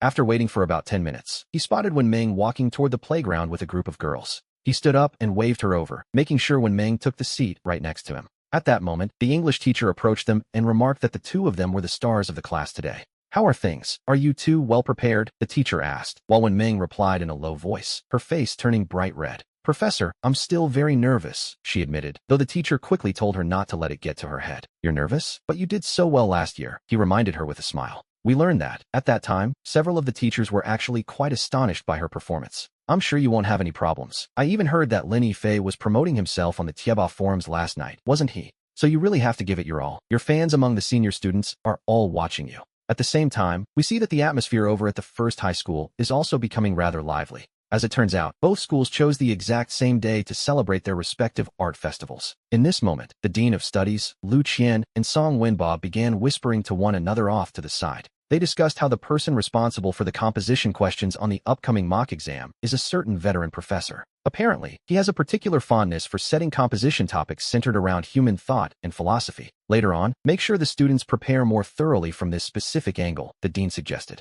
In this exam, their goal was to distance themselves as much as possible from the performance of the second high school. After all, the reputation of the first high school's college admission rate was at stake here. They simply couldn't allow the other school to overtake them when it came to the final grades. It was decided that the other tutors should also be informed of this little development. But don't make it public, they cautioned, especially regarding the student who transferred to the second high school and his friends. They needed to warn their students specifically so that the news wouldn't leak back to the rival school. The two of them shared a look and both broke into a smile, a rather calculating one, to be honest. Song Wenba understood the plan instantly, though he couldn't help but ask one final question. "How is it that I heard when you visited Lin Fei's house to ask him back to the first high school, he made you write a 3,000-word self-criticism?" Upon hearing this, Lu Qian's face darkened instantly, and he asked with a very serious expression, when exactly did that happen? He dismissed it as complete nonsense, and shortly after, the New Year's performance finally began. It was soon Lu Tianlei's turn, and suddenly, the boys from the neighboring class began shouting excitedly, calling him the god of song. we see that the girls from the second class of the senior year were also starting to get quite restless. They couldn't help but glance over toward Chun Sairu's seat, their curiosity getting the better of them. After all, everyone knew that Liu Tianlei had openly claimed he prepared a special song just for her. A few of her more love-struck classmates began to tease her, whispering about how incredibly romantic the whole gesture was. "He's singing it specifically for you," they nudged, while Chun Sairu shyly replied in a low voice, "It's not like that, don't talk nonsense." But despite her protests, deep down, she was feeling absolutely euphoric about the attention. She secretly lifted her head, casting a shy glance toward Liu Tianlei as he stood there on the stage. At that moment, Liu Tianlei cleared his throat into the microphone and announced, "Today, I brought a song for you all." The title was Wishing to Win a Heart, and then, almost unconsciously, he looked toward the second class of the senior year. As the music began to swell, Liu Tianlei started his performance on the stage for everyone to hear. It was during this time that Sanfei recorded the song and sent the clip over to me. When the video arrived and the name of the song appeared, it was impossible not to let out a little laugh. In hindsight, the signs were all there, and the underlying problem should have been obvious from the start.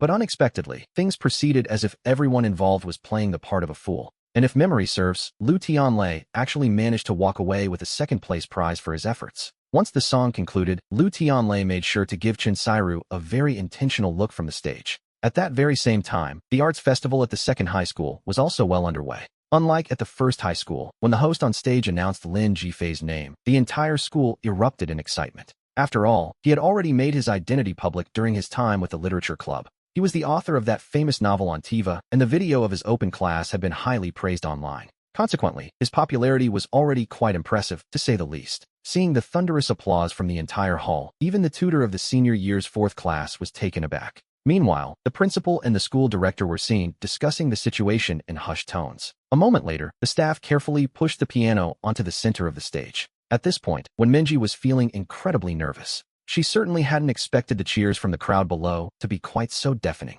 We see that Lin Jifei noticed his young partner's anxiety immediately, so he took the initiative to take Minji by the hand as they walked up onto the stage together. As they walked, he whispered softly in her ear, telling her that everything was fine and that she could do this. He told her to close her eyes if she felt afraid and to simply remember how it felt when they practiced in the piano room. He even reminded her that the cheers were for him, so there was no reason for her to be nervous. After stepping onto the stage, he gave a respectful bow to the leaders and teachers sitting in the front rows. Then, he smoothly took the microphone from the host's hands. He nodded with a smile and introduced himself as Lin Jifei from the fourth class of the senior year. He admitted to feeling a bit flattered, as he hadn't expected so many classmates to support and cheer for him. And then, he announced his song for the evening, The Only One for Me. He expressed his gratitude to the crowd, then turned his head to look at Minji, who was already seated at the piano, and gave her a reassuring nod. Minji took a deep breath, trying to steady her nerves, and finally, she began to play. As the music filled the air, Lin Jifei instantly felt himself drifting into the emotional heart of the song.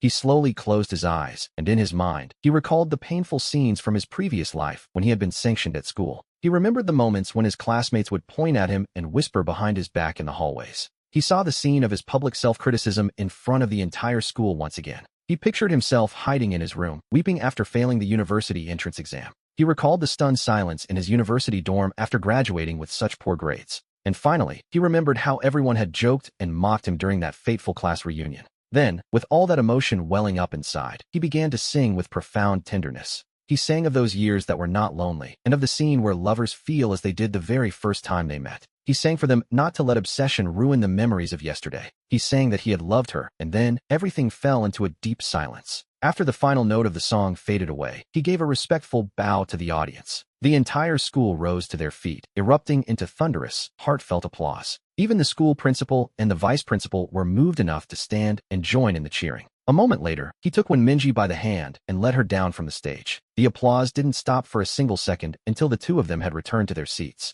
However, at that moment, no one could have expected what this song of his would achieve. As it turned out, he actually won first place in the entire school's New Year's Arts Festival. Afterward, 2 music teachers and an art teacher couldn't stop praising him, especially the art teacher, Chen Xianxian. She found it incredible that a student capable of writing his own songs had emerged from their very own school. Beyond that, both the lyrics and the performance itself were deeply moving to everyone present. She believed that no one would dream of questioning them taking home the top prize. And so, the congratulations poured in for our duo, Lin Jifei and Minji. Once the host announced the successful conclusion of the New Year's performance, all of Class 4 erupted in cheers. One classmate even cried out that she couldn't take it anymore and was on the verge of falling in love with him. Embarrassed by her own outburst, the girl quickly tried to explain herself to the group. She stammered that she meant it in the way a fan admires their favorite idol, of course. The people around them burst into laughter, including Shun Xingyue, who had always harbored feelings for him. Even she couldn't help but let a look of pure admiration slip across her face. To her, he seemed simply perfect, a true talent who could sing, write songs, and even write novels. On top of all that, his grades were consistently among the top 10 in the entire year. In that moment, she even began to feel a pang of envy toward Wenminji, who was standing right beside him. Before this, Shun Xingyue had always felt a bit of resentment about the situation. She had convinced herself that Wenminji simply wasn't good enough for someone like him. But now, that resentment had transformed into complete and utter jealousy. Nearby, their English teacher and tutor, Liang Yuding, was watching the scene with a wide smile. She told them it was fantastic, noting that the whole performance had been wonderfully unexpected. When asked if they wrote it together, Wenminji shook her head and pointed to him, whispering that he wrote it alone. Then, he responded in a low voice, admitting that if he had been alone, he never could have sung this song. He insisted that one was truly outstanding and remarkably talented. He claimed he had only hummed the lyrics to her, and she was able to capture the melody and complete the lines. She could even play the tune, so he felt the song was truly a joint effort between the two of them. Hearing this, Wenminji looked at him in a daze, knowing full well she hadn't actually done anything at all. He had directed the entire process, step by step, entirely on his own. With a smile, he gently pinched Wenminji's nose before leaning in to whisper something in her ear. He told her that the song was born from their joint performance, and wasn't that the truth? If he had sung it by himself, it simply wouldn't have had the same emotional impact. Wenminji lowered her head, wanting to argue the point, but she found herself at a loss for words. Watching this tender scene unfold, many of the surrounding students began to cheer and clap. It seemed everyone suddenly realized they had been unfairly underestimating Wenminji all along. They saw that this quiet girl, who usually had so little presence, was actually quite gifted in her own right. Later that night, the students began posting videos of the performances all over the internet. For the students of Izong, the biggest and most scandalous gossip was the song, Longing for a Heart, performed by the athlete Liu Tianlei. After all, Liu Tianlei had gone out of his way to announce that he was dedicating the song to Chen Sairu. At that moment, the Class 2 group chat for the third-year students was buzzing with excitement. Everyone was talking about Chen Sairu and Liu Tianlei, showering them with praise and envy. It was exactly the kind of attention that fueled Chen Sairu's vanity to the fullest. But just then, someone cried out in surprise, telling everyone they needed to go check the Erzong forum immediately. It seemed that Lin Yifei was also singing, which was certainly a development no one had expected.